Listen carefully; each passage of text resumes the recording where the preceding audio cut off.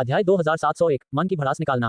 पूर्वी फैंगशान प्लेटफॉर्म के ऊपर ये वो अपने हाथों को पीठ के पीछे रखकर खड़ा था। उसके घने कंधे तक लंबे बाल हवा में लहरा रहे थे। उसकी आभा अलौकिक और बेरोक थी। आसमान में गूंजती हुई जोरदार जयकार ने उसे अहंकारी या घमंडी नहीं बनाया। उसका चेहरा शांत बना रहा, मानो अभी अभी संप्रदाय प्रमुख दाऊ जी के क्लोन को नष्ट करना उसके लिए महज एक मामूली बात हो।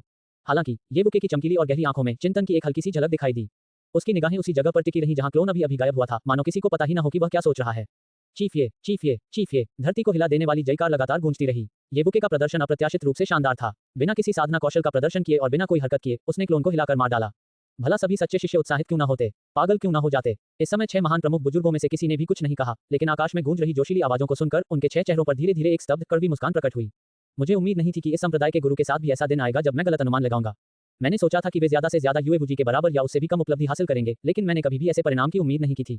तियानशुजी ने अपना सिर हिलाया और आह भरी, लेकिन पूर्वी फैंगशान प्लेटफॉर्म पर येवुक्यू पर उसकी निगाहें अब केवल प्रशंसा से भरी नहीं थी, बल्कि ऐसा लग रहा था जैसे वह किसी राक्षस को देख रहा हो। ऐसी उपलब्धि को तो असाधारण प्रतिभा कहना भी गलत होगा।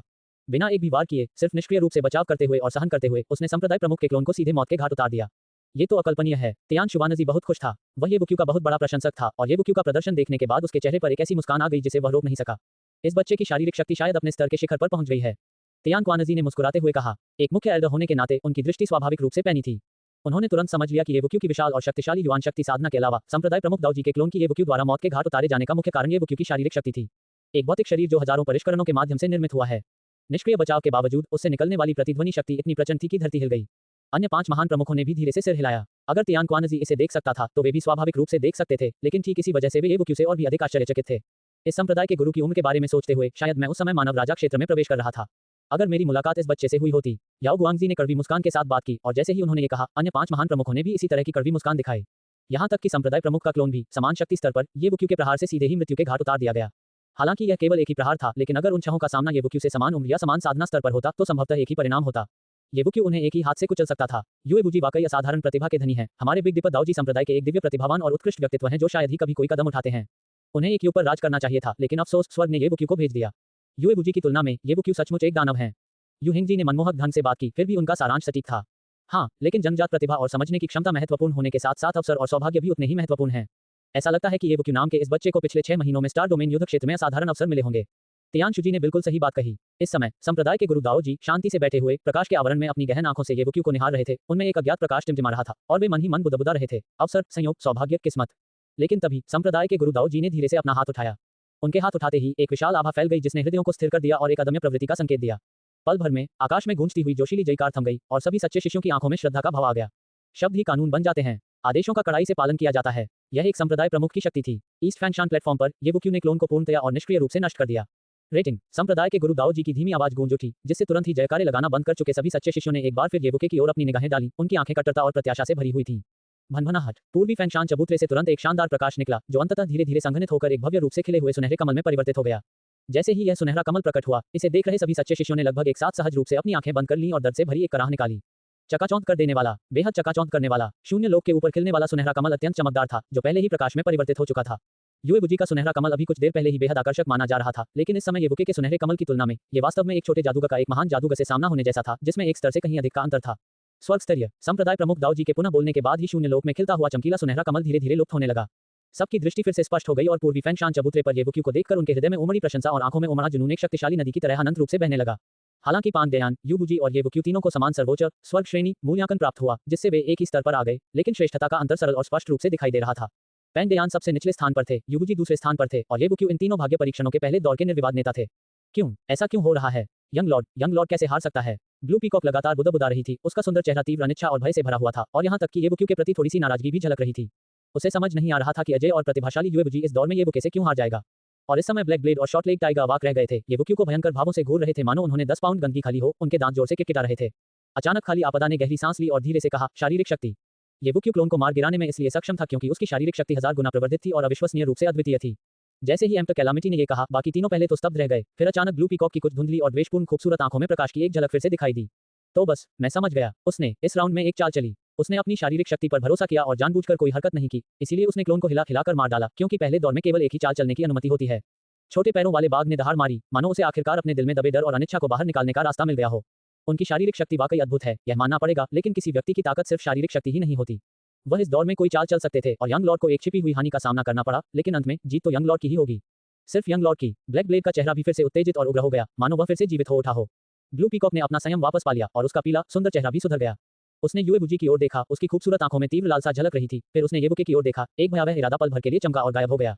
येबुके, ये महज एक अस्थायी चाल है। तुम कभी भी यंग लॉर्ड के प्रतिद्वंदी नहीं बन पाओगे, कभी नहीं। कुछ समय के लिए गर्व महसूस करने दो। इस समय युएबुजी के 4 महान युद्ध जनरलों को आखिरकार अपने दिलों में संचित अनिच्छा और भय को व्यक्त करने का एक कारण मिल गया प्रतीत हुआ। पश्चिमी फैंगशान प्लेटफॉर्म पर युएबुजी की निगाहें एक बार फिर उदासीनता से भर गई थीं, लेकिन जब उनकी आंखें खुलती और बंद होती थीं, तो ऐसा लगता था मानो तारे टूट रहे हों, अविश्वसनीय रूप से मनमोहक, और उनका पहले वाला भयावह आभा अब गायब हो गया था, मानो वे फिर से सामान्य हो गए हों। लेकिन यह अनुमान लगाया जा सकता था कि अगली बार जब वह भड़क उठेगा, तो यह एक बांध को तोड़ती हुई बाढ़ की तरह होगा, विशाल और शक्तिशाली, जो 9 स्वर्गों में तबाही मचा देगी। 3 लाख ट्रायल्स का पहला दौर समाप्त हो चुका है, अब अगला दौर दूसरा है। संप्रदाय प्रमुख दाओ जी से एक शांत और विशाल आवाज निकली, जिससे तुरंत सभी सच्चे शिष्य चौकन्ने हो गए, और साथ ही 4 महान फैंगशान प्लेटफार्मों पर मौजूद चारों व्यक्ति भी संभलकर संप्रदाय प्रमुख दाओ जी की ओर देखने लगे। तीनों भाग्य परीक्षाओं में से ये दूसरा चरण सबसे सरल है, क्योंकि आप चारों को केवल इस संप्रदाय के गुरु द्वारा पूछे गए एक प्रश्न का उत्तर देना है। जैसे ही संप्रदाय के गुरु दाओ जी ने बोलना शुरू किया, 4 महान फैंगशान मंचों पर उपस्थित चारों व्यक्तियों की निगाहें लगभग एक साथ थोड़ी सिकुड़ गईं। प्रश्न का उत्तर दें। फैंगशान प्लेटफॉर्म पर मौजूद केवल 4 लोग ही आश्चर्यचकित और अचंभित नहीं थे, वहां मौजूद सभी सच्चे शिष्य भी बेहद हैरान और अचंभित थे। शुरू में तो सभी ने यही सोचा था कि पहला चरण, यानी एक मायावी क्लोन के खिलाफ एक ही चाल में निर्णायक लड़ाई, सिर्फ एक वार्म अप है। इसलिए दूसरा चरण और भी अधिक उन्नत, रोमांचक और विस्फोटक होना चाहिए। उदाहरण के लिए, किसी गुप्त क्षेत्र में प्रवेश करना, खजाने की खोज करना, या कुछ इसी तरह का। कम से कम ये पहले चरण की तुलना में अधिक आकर्षक और उत्सुकता जगाने वाला होना चाहिए। लेकिन संप्रदाय प्रमुख दाओ जी ने अपेक्षित मार्ग से पूरी तरह हटकर कार्य किया। इस दूसरे चरण ने सभी को चौंका दिया, यहाँ तक कि 6 महान शिखर गुरुओं की आंखों में भी आश्चर्य झलक रहा था। संप्रदाय प्रमुख दाओ जी के इरादे बादलों की तरह गहरे, अथाह और अप्रत्याशित थे। वे केवल चुपचाप प्रतीक्षा कर सकते थे। आकाश और पृथ्वी के बीच गहरा सन्नाटा छाया हुआ था। सभी की निगाहें संप्रदाय प्रमुख दाओ जी पर टिकी थीं। श्रद्धा के साथ साथ जिज्ञासा और उम्मीद भी प्रबल थी। संप्रदाय प्रमुख दाओ जी का एकमात्र प्रश्न, यह शायद इतना आसान नहीं था। भले ही यह सचमुच सिर्फ एक ही सवाल होता, फिर भी इसका जवाब देना आसान नहीं होता। दूसरे चरण के शुरू होने से पहले मैं आपको नियम समझा देता हूँ। संप्रदाय प्रमुख दाओ जी की आवाज जारी रही। ये संप्रदाय आध्यात्मिक संदेश के माध्यम से आप चारों को प्रश्न भेजेगा। प्रश्न सुनने के बाद आपको विचार करने के लिए आधा घंटा मिलेगा। आधे घंटे के बाद आप प्रत्येक अपना उत्तर इन 4 Z पर्चियों पर अंकित करेंगे और फिर उन्हें इस संप्रदाय को सौंप देंगे। आप चारों के उत्तर प्राप्त होने के बाद ही प्रश्न और आपके उत्तर सार्वजनिक रूप से घोषित किए जाएंगे। उससे पहले केवल आप चारों को ही प्रश्न ज्ञात होगा। उत्तरों के संबंध में मुझे आशा है कि आप उन पर ध्यानपूर्वक विचार करेंगे। क्या तुम समझ रहे हो? Whoosh whoosh whoosh. जैसे ही संप्रदाय के गुरु दाओ जी के शब्द समाप्त हुए, 4 Z पर्चियां अचानक हवा में उड़ती हुई 4 महान फैंगशान प्लेटफार्मों पर मौजूद 4 व्यक्तियों की ओर बढ़ने लगी। येबुके ने अपना दाहिना हाथ बढ़ाया और अपनी ओर आती हुई Z की पर्ची को शांत निगाहों से पकड़ लिया। उन्होंने संप्रदाय के गुरु दाओ जी की ओर देखा और धीरे से सिर हिलाया। बाकी तीनों ने भी ऐसा ही किया, अपनी अपनी Z स्लिप पकड़ी और धीरे धीरे सिर हिलाया। तो प्रश्न को ध्यानपूर्वक सुनिए। इस संप्रदाय का प्रश्न यह है कि वाक्य का पहला भाग अभी भी आकाश और पृथ्वी के बीच गूंज रहा था। प्रत्येक सच्चे शिष्य के कानों में प्रतिध्वनित हो रहा था, लेकिन उसके बाद कुछ भी सुनाई नहीं दिया। इससे सच्चे शिष्य 4 महान फैंगशान प्लेटफार्मों पर विराजमान चारों व्यक्तियों को ध्यानपूर्वक देखने लगे। तुरंत ही सभी सच्चे शिष्यों की निगाहों के सामने उन्होंने स्पष्ट रूप से देखा कि फैंगशान प्लेटफॉर्म पर मौजूद चारों व्यक्तियों के चेहरों के भाव बदल गए। उत्तरी फैंगशान प्लेटफॉर्म पर वू वैंटियन ने भौहें चढ़ाईं और उसकी तेज आंखों में भयानक प्रकाश उमड़ पड़ा। दक्षिण फैंगशान प्लेटफॉर्म पर पान देयान पहले तो जम सी गई, फिर धीरे धीरे एक ठंडी हंसी हंसी, एक ऐसी मुस्कान जिसने किसी की भी रीढ़ में सिहरन पैदा कर दी। पश्चिमी फैंगशान प्लेटफॉर्म पर युबुजी भावहीन बना रहा, लेकिन उसकी आंखों में एक भयावह इरादा झलक रहा था और उससे निकलने वाली आभा और भी ठंडी हो गई थी। पूर्वी फैंगशान प्लेटफॉर्म पर येबुके का चेहरा शांत था, उसकी आंखें थोड़ी झिलमिला रही थीं, मानो वह गहरी सोच में डूबा हुआ हो। चारों व्यक्तियों के भाव भिन्न थे, जो स्पष्ट रूप से दर्शाते हैं कि एक ही प्रश्न पर उनकी प्रतिक्रियाएं और विचार एक जैसे नहीं थे। ये स्पष्ट था कि भाग्य के 3 चरणों के इस दूसरे चरण, संप्रदाय के गुरु दाओ जी के एकमात्र प्रश्न का उत्तर देना निश्चित रूप से आसान नहीं होगा। साथ ही सभी सच्चे शिष्यों को यह भी समझ आ गया था कि संप्रदाय गुरु दाओ जी ने यह व्यवस्था क्यों की थी। चारों से एक एक करके मौके पर उत्तर देने के बजाय उन्हें अपने उत्तर Z की पर्चियों पर लिखवाने के लिए कहा था। इसका उद्देश्य ये सुनिश्चित करना था कि उत्तर पूरी तरह से प्रत्येक व्यक्ति के सच्चे हृदय से निकले, दूसरों से प्रभावित न हो और उन्हें अपने वास्तविक इरादों को बदलने या छिपाने से रोकना था। दाओ जी प्लाजा में अविश्वसनीय रूप से शांति थी, इतनी खामोशी की पिन गिरने की आवाज भी सुनी जा सकती थी। आधा घंटा धीरे धीरे बीतता गया। ऐसा लग रहा था कि समय जल्दी बीत जाएगा, लेकिन असल में यह बहुत धीरे धीरे बीत रहा था। चारों विशाल फैंगशान प्लेटफार्मों पर चारों व्यक्ति स्थिर खड़े थे, मानो गहन चिंतन में लीन हों। लेकिन जैसे ही 1/3 समय बीत गया, सभी सच्चे शिष्यों की निगाहें इधर उधर मुड़ गईं, क्योंकि उन्होंने पूर्वी फैंगशान प्लेटफॉर्म पर येबुकी और पश्चिमी फैंगशान प्लेटफॉर्म पर युएबुजी को लगभग एक साथ अपनी Z पर्चियां उठाते, उन्हें अपने माथे से छूते और फिर अपनी आंखें बंद करते हुए देखा। स्पष्ट रूप से येबुकी और युएबुजी दोनों ने अपने उत्तरों पर पहले ही पहुंच चुके थे और बिना किसी झिझक के उन पर अच्छी तरह से विचार करने के बाद कुछ ही क्षणों में दोनों ने अपनी आंखें फिर से खोल लीं, धीरे से अपने माथे से Z की पट्टियां उतारी और फिर उन्हें संप्रदाय प्रमुख दाओ जी की ओर फेंक दिया। Whoosh whoosh. Z की दोनों पर्चियां तुरंत शून्य को चीरती हुई संप्रदाय प्रमुख दाओ जी की ओर वापस उड़ने लगीं और अंततः उनके सामने स्थिर होकर मंडराने लगीं। पश्चिमी फैंगशान प्लेटफॉर्म पर युएबुजी ने येबुकी की ओर एक नजर डाली, उसकी आंखें उदासीन थीं और फिर उसने अपनी आंखें बंद कर लीं। येबुकी की बात करें तो उसने एक कदम पहले ही अपनी आंखें बंद कर ली थीं, मानो वह ऊँघ रहा हो। समय धीरे धीरे बूंद बूंद करके बीतता गया। अंततः जब आधे घंटे का 2/3 समय बीत चुका था, उत्तरी फैंगशान चबूतरे पर खड़े पान देयान ने अचानक एक क्रूर विचित्र हंसी हंसी। फिर उसने Z की पर्ची अपने माथे पर रखी और कुछ सांसें लेने के बाद उसे संप्रदाय प्रमुख दाओ जी की ओर फेंक दिया। पैंग देयान के तुरंत बाद जैसे ही आधा घंटा समाप्त होने वाला था, वू वैंटियन ने अंततः Z पर्ची को अपने माथे पर रखा, अपना उत्तर लिखा और Z पर्ची को संप्रदाय के गुरु दाओ जी की ओर फेंक दिया। आधे घंटे के भीतर ही चारों व्यक्तियों ने अपने उत्तर Z की पर्चियों पर लिख दिए थे। संप्रदाय के गुरु दाओ जी के सामने 4 Z की पर्चियां शून्य में चुपचाप तैर रही थीं, हल्की रोशनी से जगमगा रही थीं और सभी सच्चे शिष्यों की निगाहों को मोहित कर रही थीं। इस समय सभी लोग उन 4 Z पर्चियों और संप्रदाय के गुरु दाओ जी को ध्यान से देख रहे थे। आधे घंटे के इंतजार के बाद संप्रदाय प्रमुख दाऊजी द्वारा दूसरे चरण के लिए अप्रत्याशित रूप से प्रस्तावित प्रश्न और गुप्त उत्तर देने की विधि के कारण वहां मौजूद सभी लोगों की जिज्ञासा चरम सीमा तक बढ़ गई थी। यहाँ तक कि 6 महान शिखर गुरु भी अपवाद नहीं थे। चूंकि आप चारों ने जवाब दे दिया है तो इस संप्रदाय का प्रश्न भी सार्वजनिक कर दिया जाना चाहिए। जब संप्रदाय के गुरु दाऊजी के शब्द गूंजे तो लगभग हर सच्चे शिष्य ने अपनी सांस रोक ली। सवाल यह है कि अगर आप वर्तमान में बिग दीपक दाओ एक्सट्रीम सेक्ट के सेक्ट मास्टर होते और सेक्ट का सामना किसी अकल्पनीय भयानक दुश्मन से होता जिससे विनाशकारी आपदा आती तो भले ही उसकी सारी शक्ति समाप्त हो गई हो फिर भी जीवित रहने की संभावना बेहद कम बल्कि पूरी तरह से निराशाजनक होती। तो फिर इस समय संप्रदाय के गुरु के रूप में संप्रदाय के असंख्य शिष्यों के सामने आप क्या करेंगे? जैसे ही संप्रदाय प्रमुख दाऊजी ने ये शब्द कहे दाऊजी प्लाजा का पूरा वातावरण अचानक स्थिर और गंभीर हो गया। हर सच्चे शिष्य का दिल मानो एक पल के लिए रुक गया क्योंकि जाहिर तौर पर उन्होंने कभी भी संप्रदाय गुरु दाऊजी के मुख से इस तरह का प्रश्न निकलने की उम्मीद नहीं की थी। इस क्षण सच्चे शिष्यों के विशाल बहुमत के चेहरों पर भाव धीरे धीरे एक समान हो गए अर्थात विस्मय। हाँ, ये तो अचंभित करने वाला था। संप्रदाय के गुरु दाऊजी के प्रश्न ने न केवल सभी को चौंका दिया बल्कि यह एक ऐसा प्रश्न था जिसके बारे में लगभग सभी सच्चे शिष्यों ने कभी जरा सा भी विचार नहीं किया था। इस प्रश्न को सुनने के बाद इस समय 6 महान शिखर गुरुओं के भाव भी अलग अलग हो गए। आकाश और पृथ्वी के बीच एक विचित्र सन्नाटा छाया हुआ था, लेकिन जल्द ही कई सच्चे शिष्यों ने प्रतिक्रिया दी। उनके चेहरे गंभीर हो गए। उन्होंने मन ही मन प्रश्न पर विचार किया, स्वयं को संप्रदाय के गुरु की स्थिति में रखकर देखा, लेकिन उन्हें सब कुछ स्पष्ट लगा। आधे घंटे की तो बात ही छोड़िए, अगर उन्हें 3 दिन और 3 रातें भी दे दी जाएं, तो भी वे शायद सटीक उत्तर नहीं दे पाएंगे। संप्रदाय के गुरु दाऊजी चुपचाप बैठे रहे, मानो सच्चे शिष्यों को सोचने का समय दे रहे हों। कुछ ही पलों बाद उनकी आवाज फिर गूंजी। प्रकाश में छिपे उनके चेहरे के ऊपर उनकी गहरी आंखों ने 4 विशाल फैनचान प्लेटफॉर्मों पर बैठे चारों व्यक्तियों को देखा। आपके चारों उत्तर यहाँ हैं। फिर यह संप्रदाय यादृच्छिक रूप से उत्तरों की एक सूची तैयार करेगा। जिसका भी नाम निकलेगा उसे अपना उत्तर दोहराना होगा। वैसे आपके 4 प्रदर्शनों के दूसरे चरण के अंतिम मूल्यांकनकर्ता उपस्थित सभी सच्चे शिष्य होंगे। अध्याय 2703 स्वयं को जरूरत से ज्यादा आंकने की निराशा। संप्रदाय के गुरु दाऊजी के प्रश्न ने प्रत्येक सच्चे शिष्य को मानो सपने से जगा दिया और कुछ दर्जन सांसों के मौन के बाद उन सभी को अंततः पूछे गए प्रश्न का महत्व समझ में आ गया। स्विश स्विश स्विश, सबकी निगाहें फैंगशान प्लेटफॉर्म के शीर्ष पर बैठे चारों लोगों की ओर घूम गईं। प्रत्येक सच्चे शिष्य की निगाहें दृढ़ और गंभीर हो गईं। संप्रदाय के गुरु दाऊजी के प्रश्न के बाद लगभग हर सच्चे शिष्य के मन में एक ही विचार उत्पन्न हुआ, अगर वह दिन सचमुच आ जाए तो क्या होगा? यदि बिग दीपक दाऊजी संप्रदाय जीवन मरण के विनाश का सामना कर रहा हो और इन चारों में से कोई एक संप्रदाय प्रमुख बन जाए, तो जब घोर विपत्ति मंडरा रही हो तब वह कैसे कार्य करेगा? जब 7 सच्चे वंशों के प्रत्येक सच्चे शिष्य, प्रत्येक नक्षत्र दर्शन करने वाले प्रशिक्षु, प्रथम से 7वें नक्षत्र तक के प्रत्येक शिष्य का जीवन अकेले उसके हाथों में होगा। यह एक अत्यंत गंभीर और महत्वपूर्ण प्रश्न था। स्विश, संप्रदाय के गुरु दाऊजी ने अपने दाहिने हाथ से हल्का सा प्रहार किया। शून्य लोक में तैर रही 4 जेड स्लिप में से एक उड़कर उनकी हथेली में आ गिरी। पांगदेयान, वह धीमी आवाज में बोले और दक्षिणी फैंगशान चबूतरे की ओर मुड़ गए। सभी सच्चे शिष्यों ने उनकी नजर का अनुसरण किया। स्पष्ट रूप से यादृच्छिक रूप से निकाली गई पहली जेड पर्ची पांगदेयान की थी। उसका नाम सुनते ही पैंगदेयान ने रात के उल्लू की चीख जैसी एक अजीब सी हंसी हंसी, फिर एक क्रूर मुस्कान दी। मेरा जवाब सीधा साधा है, अगर मैं संप्रदाय का प्रमुख होता तो मैं हर शिष्य को शत्रु का पूरा ध्यान अपनी ओर खींचने के लिए एक हताश अंतिम लड़ाई के लिए इकट्ठा करता और मैं बस वहां से चला जाता। हरी पहाड़ियों को बचाए रखो और अपनी लकड़ियां बचाए रखो। जब तक मैं संप्रदाय का प्रमुख जीवित हूं यह विरासत अटूट रहेगी। हम कहीं और नए सिरे से शुरुआत कर सकते हैं। यही मेरा एकदम सही जवाब है। प्रत्येक शिष्य का बलिदान करो, स्वयं को बचाओ, अपमान में जीवित रहो। ये पांगदेयान का जवाब था। उसके क्रूर विकृत मुस्कान के साथ कहे गए उन शब्दों ने पल भर में हर सच्चे शिष्य के चेहरे को जमा दिया। उनकी निगाहें उसकी ओर कातिलाना हो गईं। पैंगदेयान ने बस हल्के से मुस्कुरा दिया, उसे कोई फर्क नहीं पड़ा। अच्छा, यह जेड स्लिप में अंकित उत्तर से मेल खाता है। अगला, संप्रदाय के गुरु दाऊजी का स्वर शांत रहा, मानो वे पांगदेयान की अविश्वासपूर्ण प्रतिक्रिया से उदासीन हो। 6 महान प्रमुख बुजुर्गों ने कोई भावना नहीं दिखाई, संवेदना का कोई संकेत नहीं दिया। स्विश, एक दूसरी जेड स्लिप उठी और संप्रदाय के गुरु दाऊजी के हाथ में आ गिरी। वू वैंटियन, उत्तरी फैंगशान प्लेटफॉर्म पर वू वैंटियन ने धीरे से सांस छोड़ी। उनकी आंखों में एक तीव्र प्रकाश उभरा, फिर वह दृढ़ संकल्प में बदल गया। मेरा जवाब, 7 जियो और 7 मरो। यदि संप्रदाय का सचमुच विनाश निश्चित है तो संप्रदाय प्रमुख के रूप में मैं अपनी सारी शक्ति एकजुट करके शत्रु से अंत तक लड़ूंगा। दुश्मन चाहे कितना भी भयानक क्यों न हो, अगर वे हमारे बिग दीपक दाऊजी संप्रदाय को नष्ट करने की कोशिश करेंगे तो हार में भी मैं उनके सारे दांत तोड़ दूंगा। संप्रदाय के गुरु के रूप में जब तक मेरा पुनर्तः नाश नहीं हो जाता मेरे किसी भी शिष्य को कोई हानि नहीं पहुंचेगी। किसी और की छत के नीचे रहने से बेहतर है बारिश में गाते गाते मर जाना। यही मेरा जवाब है। जब आखिरी शब्द खत्म हुआ तो वू वैंटियन शांत दिख रहे थे, फिर भी उनकी निगाहों में मौजूद ताकत ने हर दिल को झकझोर दिया। वास्तव में सच्चे शिष्यों का चेहरा लाल हो गया। वे कांप रहे थे क्योंकि उनके भीतर खौलता हुआ खून उमड़ रहा था। उनकी निगाहें वू वैंटियन की ओर उत्साह और श्रद्धा से चमक रही थीं। 7 जियो और 7 मरो, एक कदम भी पीछे नहीं। स्पष्ट रूप से वू वैंटियन का जवाब पैंगदेयान के जवाब से कई गुना बेहतर था। फिर भी कई सच्चे शिष्यों ने असहमति जताते हुए नाराजगी व्यक्त की उनके लिए। हालांकि उनका रुख वीरतापूर्ण था, लेकिन उसमें हठधर्मिता और मूर्खता की बू आ रही थी। अच्छा, अगला, संप्रदाय के गुरु दाऊजी ने फिर से बात की। उनकी आवाज सपाट थी, भावों को समझना मुश्किल था। जैसे ही उन्होंने अपना दाहिना हाथ झटका और एक और जेड स्लिप ऊपर उठी। युबुजी, उद्धरण चिन्ह, स्विश स्विश स्विश। युएबुजी का नाम सुनते ही सभी सच्चे शिष्यों की निगाहें उन पर टिक गईं। युएबुजी के 4 महान युद्ध जनरलों की आंखें भी असीम आत्मविश्वास और उत्साह से चमक रही थीं। वे आशा से परिपूर्ण थे। यहाँ तक कि 6 महान प्रमुख बुजुर्ग भी युएबुजी पर ध्यान केंद्रित कर रहे थे, ये जानने के लिए उत्सुक थे कि संप्रदाय के गुरु दाऊजी द्वारा व्यक्तिगत रूप से प्रशिक्षित निजी शिष्य क्या उत्तर देगा।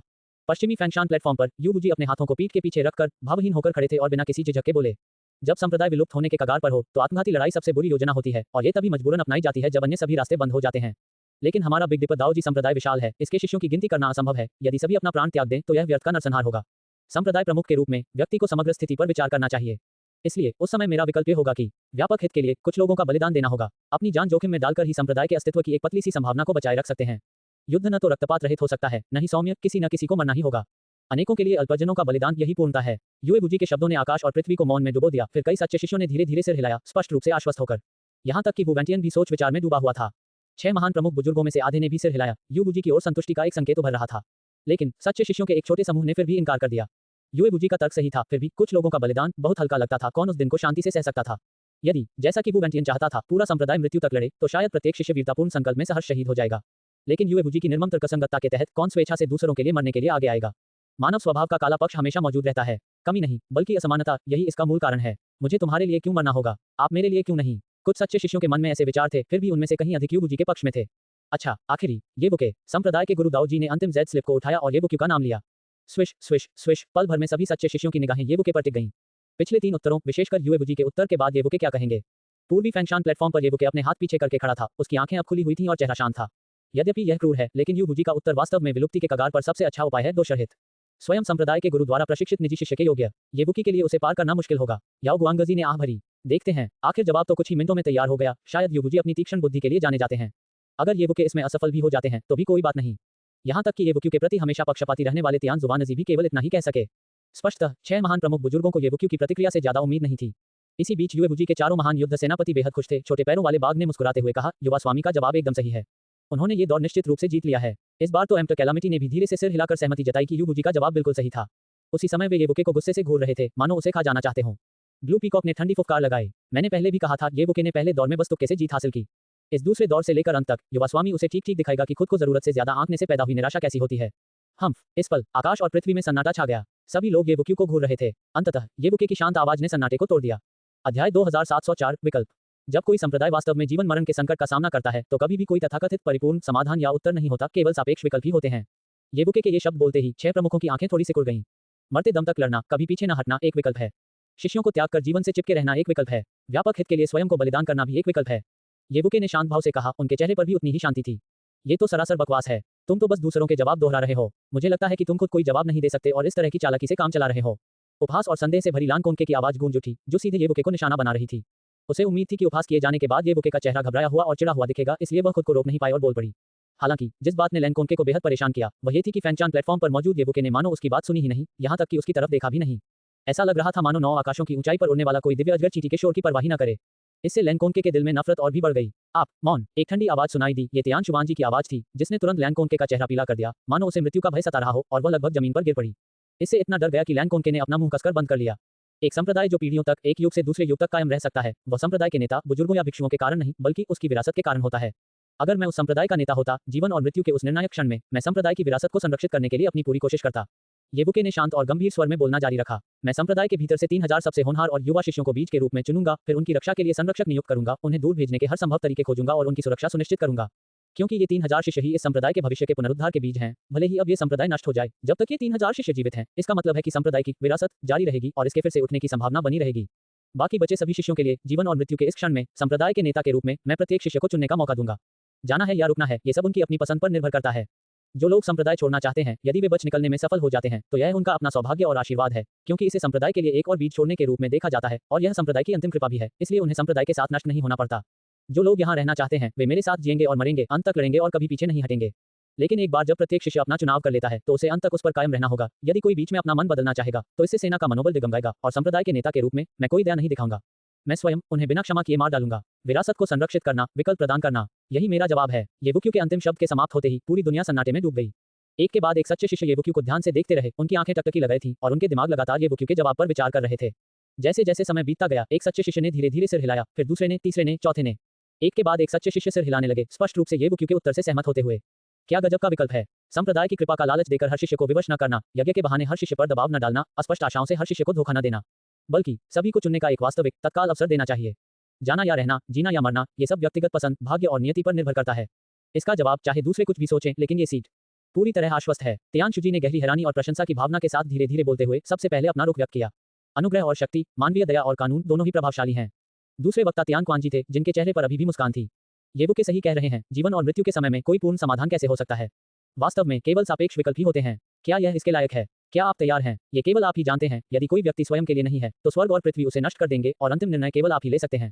तियान शुबांजी ने सिर हिलाते हुए और आह भरते हुए कहा। येबुक्यू के जवाब की तुलना में युएबुजी का जवाब थोड़ा तुच्छ, बल्कि अत्यधिक एकतरफा लगता है।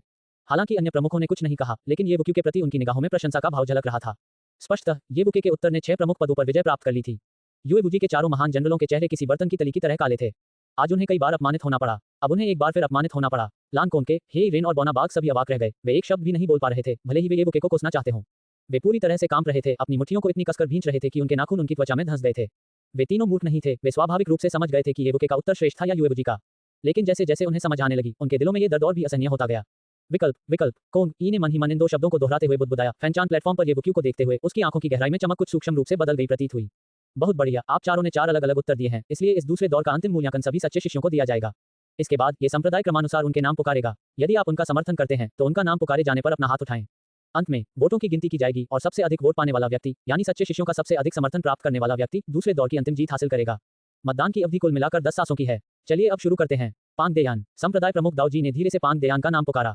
मतदान का क्रम चारों द्वारा दिए गए उत्तरों के क्रम के अनुसार था, जिसमें पांग देयान का नाम सबसे पहले लिया गया। और जब संप्रदाय प्रमुख दाऊजी ने पांग देयान का नाम पुकारा तो पूरे दाऊजी प्लाजा का वातावरण अचानक भयभीत हो गया। हर सच्चे शिष्य के चेहरे पर एक निर्मल भाव था और पांग देयान की ओर उनकी निगाहों में उदासी झलक रही थी। स्वयं को बचाने के लिए सभी शिष्यों का बलिदान, ये पैंग देयान का जवाब था, लेकिन क्या कोई उन्हें वोट देगा? परिणाम स्वाभाविक रूप से वहां एक भी नहीं था। पूरे दाऊजी प्लाजा में एक भी सच्चे शिष्य ने हाथ नहीं उठाया। हाथ उठाना तो दूर की बात है, कई सच्चे शिष्य शायद अभी पांग देयान को मार डालना चाहते थे। अगर यह व्यक्ति सचमुच पंथ का नेता बन गया तो शायद उन्हें कभी पता ही नहीं चलेगा कि कब वे सब बिक चुके हैं।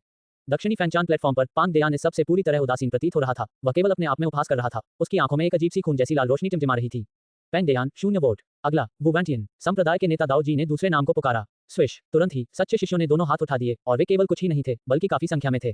10 सांसों के बाद 29,000 वोट। अंत में कुल 29,000 सच्चे शिष्यों ने वुवैंटियन का समर्थन करने का विकल्प चुना और उनके उत्तर से सहमत हुए। उत्तरी फैनचान प्लेटफॉर्म पर वुवैंटियन ने अपने सभी सच्चे शिष्यों को, जिन्होंने उनका समर्थन किया, मुट्ठी जोड़कर प्रणाम किया।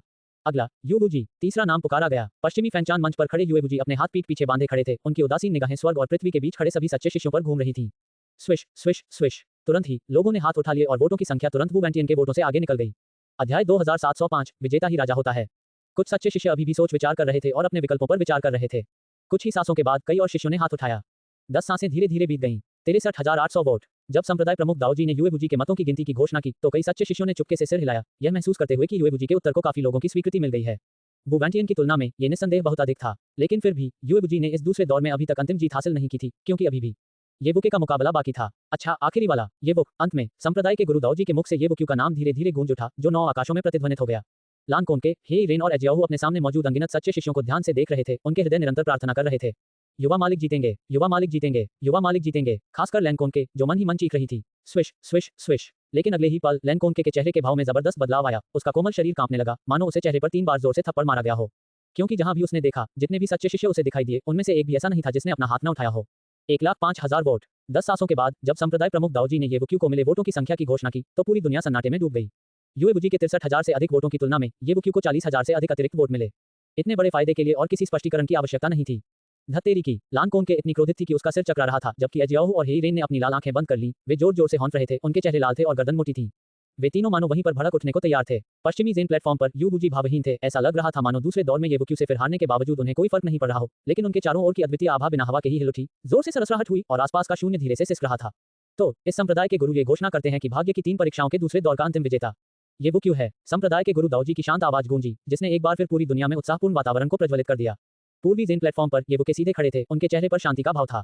इस क्षण उनकी चमकीली आंखों में यादों की एक धुंधली झलक दिखाई दी और अतीत के कई दृश्य उनके मन में आ गए।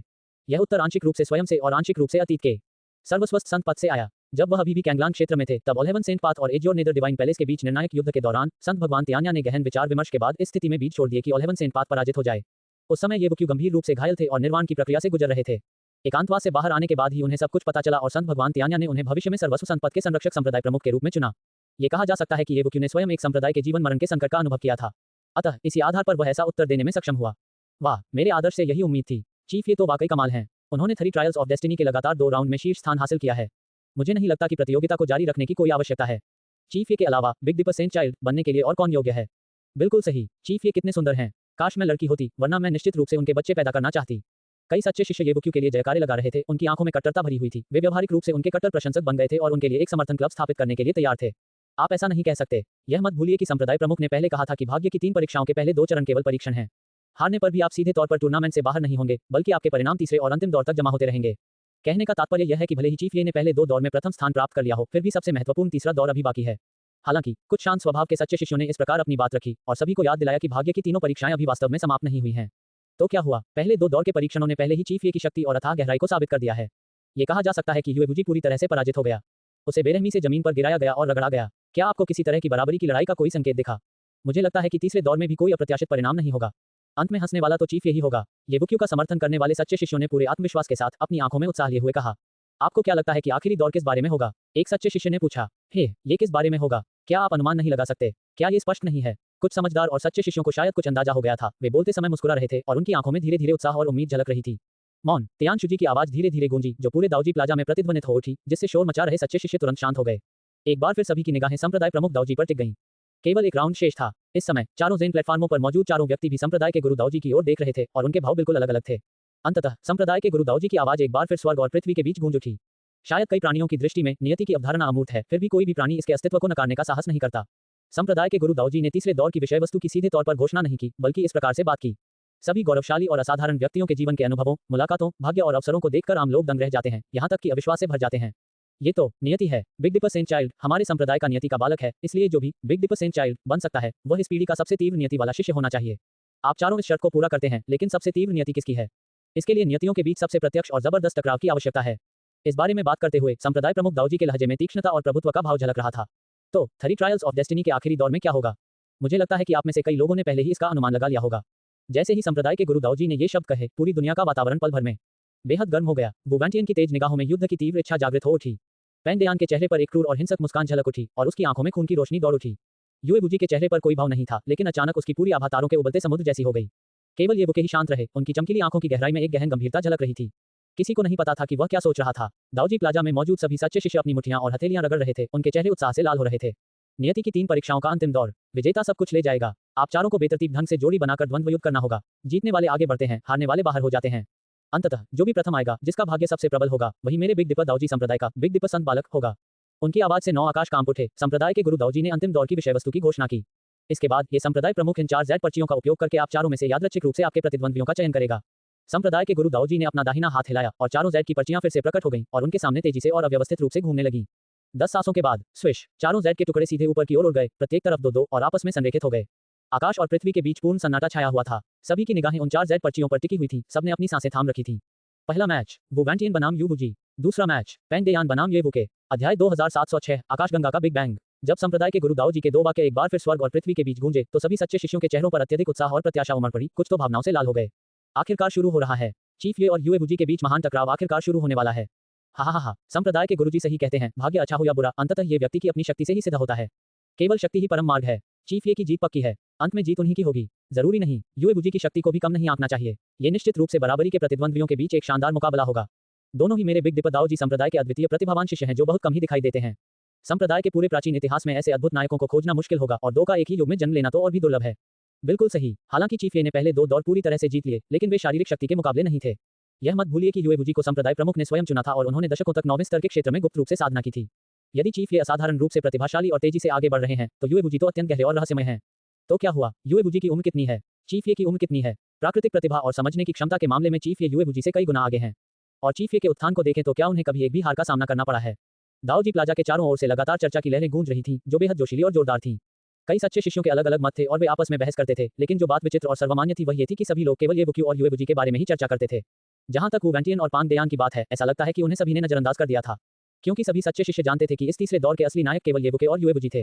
हालांकि वरिष्ठ भाई दाबू ने भी भाग लिया था, लेकिन उन्होंने शुरू से ही कहा था कि वे केवल उत्साह में शामिल होने आए हैं और इतने बड़े आयोजन को खोना नहीं चाहते थे। और वह पांगडेयान। सभी सच्चे शिष्यों की दृष्टि में पांगडेयान एक अहंकारी, लापरवाह मूर्ख से ज्यादा कुछ नहीं था, जिसे स्वर्ग और पृथ्वी की विशालता का ज्ञान ही नहीं था। उत्तरी फैंगशान चबूतरे पर वुवेंटियन का चेहरा गंभीर था। सच्चे शिष्यों की अनगिनत चर्चाओं को सुनते हुए उनके चेहरे पर कोई अनिच्छा या क्रोध नहीं था, केवल एक हल्की सी मुस्कान थी। उसकी तीक्ष्ण निगाहें यूएबुजी की ओर थीं, जिनमें जरा भी कायरता या भय नहीं था, बल्कि केवल प्रचंड युद्ध भावना थी। दक्षिण फैंगशान चबूतरे पर पांगडेयान का चेहरा भयावह था। उसके चारों ओर मौजूद असंख्य सच्चे शिष्यों के शब्द उसके कानों में गूंज रहे थे, जिससे उसके चेहरे पर धीरे धीरे एक क्रूर और निर्मम मुस्कान आ गई। उसकी डरावनी आंखें येवुके की ओर देख रही थीं, और उनकी आंखों के भीतर एक भयानक रक्तरंजित प्रकाश चमक रहा था। बेवकूफ, नीच चींटियों का झुंड। जल्द ही मैं पेंगडेयान तुम्हें बताऊंगी कि सच्ची भयानक निराशा कैसी होती है। ही। अचानक संप्रदाय प्रमुख दाऊजी ने धीरे से अपना दाहिना हाथ शून्य क्षेत्र पर घुमाया और चारों दिशाओं में खड़े 4 फैंगशान प्लेटफार्मों में से 2 अचानक दहाड़ते हुए धीरे धीरे एक दूसरे के करीब आने लगे। ये पश्चिम और उत्तर फैंगशान प्लेटफॉर्म थे। अंतिम तीसरा दौर शुरू हो रहा है। दरार। जल्द ही दोनों फैंगशान प्लेटफॉर्म आपस में जुड़ गए और उनका विलय होकर एक और भी बड़ा और भव्य फैंगशान प्लेटफॉर्म बन गया, जो किसी युद्ध मंच जैसा दिखता था। उस पर वुवेंटियन और यूबुजी की आकृतियां दूर से एक दूसरे के सामने खड़ी थीं। तीव्र युद्ध भावना से ओतप्रोत वुवेंटियन के शरीर से युआन शक्ति का प्रकाश निकलने लगा। उसकी संपूर्ण आभा उबलते हुए लावा की तरह चरम सीमा पर पहुंच गई। युएबुजी उदासीन भाव से अपने हाथ पीठ के पीछे बांधे खड़ा था, उसके चेहरे पर कोई हलचल नहीं झलक रही थी। उसकी रहस्यमयी चमक से दमकती आंखों में केवल अहंकारपूर्ण अत्याचार और निर्मम अलगाव का भाव था। आकाश और पृथ्वी के बीच का स्थान एक बार फिर शांत हो गया था। सभी सच्चे शिष्य उन दोनों पुरुषों को देख रहे थे, उनकी निगाहें अधिकतर वू वेंटियन पर टिकी थी, जिनमें दया की एक हल्की सी भावना झलक रही थी। वरिष्ठ भाई वू, आपके हाव भाव को देखकर लगता है कि आप आत्मसमर्पण करने की योजना नहीं बना रहे हैं। युएबुजी के मुख से निकली उदासीन आवाज में एक श्रेष्ठ स्थिति से वू वेंटियन को नीचा दिखाने का भाव झलक रहा था। हा, चूंकि मैं पहले ही भाग ले चुका हूं, तो हार मानना बहुत उबाऊ होगा। मैं जूनियर ब्रदर यू से लड़ने के लिए बहुत उत्सुक था। हालांकि अब आप मुझसे बहुत आगे निकल चुके हैं, लेकिन इससे मेरी युद्ध की प्रबल इच्छाशक्ति पर कोई असर नहीं पड़ता। वू वेंटियन दिल खोलकर हंसा, उसके बाल बेतहाशा लहरा रहे थे। उसकी दिव्य श्रेणी की चरम सीमा की अद्वितीय मानव राजा साधना लगातार विस्फोट कर रही थी, लहरों की तरह उमड़ रही थी। ये वू वेंटियन थे, ये जानते हुए भी कि वह जीत नहीं सकता, वह फिर भी अपनी तलवार निकालेगा, अपनी सबसे शानदार चमक बिखेरेगा और अपनी पूरी ताकत से लड़ेगा। उसी क्षण कई सच्चे शिष्य वू वेंटियन के शानदार युद्ध इरादे से प्रभावित हो गए और जोर से चिल्लाते हुए उनके लिए जयकार करने लगे। बहुत खूब, शानदार और अडिग, सीनियर ब्रदर वू के योग्य। चूंकि ऐसा है, मैं आपकी इच्छा पूरी करता हूं और आपको पूरी ताकत से प्रहार करने का मौका देता हूं। आइए, युएबुजी ने वू वेंटियन को नीचे देखते हुए भावहीन स्वर में कहा। उनकी सहज महानता स्पष्ट रूप से झलक रही थी, जिससे ऐसा लग रहा था मानो वे 9 स्वर्गों से भी ऊपर हों और दूसरों को केवल उनकी ओर देखने के लिए विवश कर रही थी। इस समय युएबुजी को देख रहे सभी सच्चे शिष्य लगभग कांप उठे। ये समर्पण और भय की भावना थी जो उनकी आत्मा की गहराई से उत्पन्न होती प्रतीत हो रही थी। अच्छा, वू वेंटियन ने स्पष्ट और जोरदार आवाज में चिल्लाते हुए अपने दाहिने पैर से फैंगशान प्लेटफॉर्म पर जोरदार प्रहार किया। वह तुरंत आकाश में उछल पड़ा और उसी समय उसकी पहले से ही उमड़ती हुई युवान शक्ति में जबरदस्त विस्फोट हुआ और उसकी उबलती हुई युद्ध भावना सीधे 9 आकाशों में पहुंच गई। बिना किसी हिचकिचाहट के वू वेंटियन ने पूरी ताकत से हमला किया, सीधे अपने असली तुरुप के पत्ते जैसे अंतिम दांव का इस्तेमाल किया, एक ऐसा दांव जिसका उसने पहले कभी इस्तेमाल नहीं किया था। भनभनाहट। वू वेंटियन अनंत प्रकाश बिखेरते हुए शून्य लोक के ऊपर गर्व से खड़ा था। जैसे ही उसकी भुजाएं लगातार हिलती रहीं और उसकी युवान शक्ति चमक उठी, सभी सच्चे शिष्यों की विस्मय भरी निगाहों के सामने एक शानदार तारामंडल प्रकट हो गया। इसके बाद तारामंडल के नीचे 9 लटकती नदियां दिखाई दी। आकाशगंगाएं, टकरा जाना। 9 आकाशगंगाएं अनंत रूप से उमड़ती रहीं, विशाल और शक्तिशाली, शानदार आभा के साथ, मानो वे स्वर्ग के बाहर से आए हों, दुनिया पर उतर रही हों और सर्वोच्च हवाओं और बादलों को हिला रही हों। कितनी अद्भुत और राजसी दिव्य क्षमता है। ये हमारे संप्रदाय से तो नहीं आई, लेकिन वू वेंटियन के लिए एकदम उपयुक्त है। लगता है कि वू वेंटियन ने तारामंडल युद्ध क्षेत्र में इन 12 वर्षों के दौरान असाधारण अनुभवों का सामना किया है। वह इतना शक्तिशाली है कि अपने साथियों के बीच उसे राजा कहा जा सकता है। मुझे ये स्वीकार करना होगा कि आपकी तियांशु वंश परंपरा वास्तव में कई प्रतिभाशाली व्यक्तियों को जन्म देती है। तियान जिजी ने शून्य लोक के ऊपर स्थित वू वेंटियन की ओर दूर से देखा और भावुक होकर इस प्रकार कहा। ये तो स्वाभाविक है, 7 सच्चे वंशों में तियांशु वंश प्रमुख वंश है। स्वाभाविक रूप से हम उत्कृष्ट हैं। तियांशु जी ने गर्व से कहा। इस मामले में उन्होंने कभी हार नहीं मानी। कितनी अफसोस की बात है, ये वो के आपके तियांशु वंश से नहीं है और न ही युएबुजी।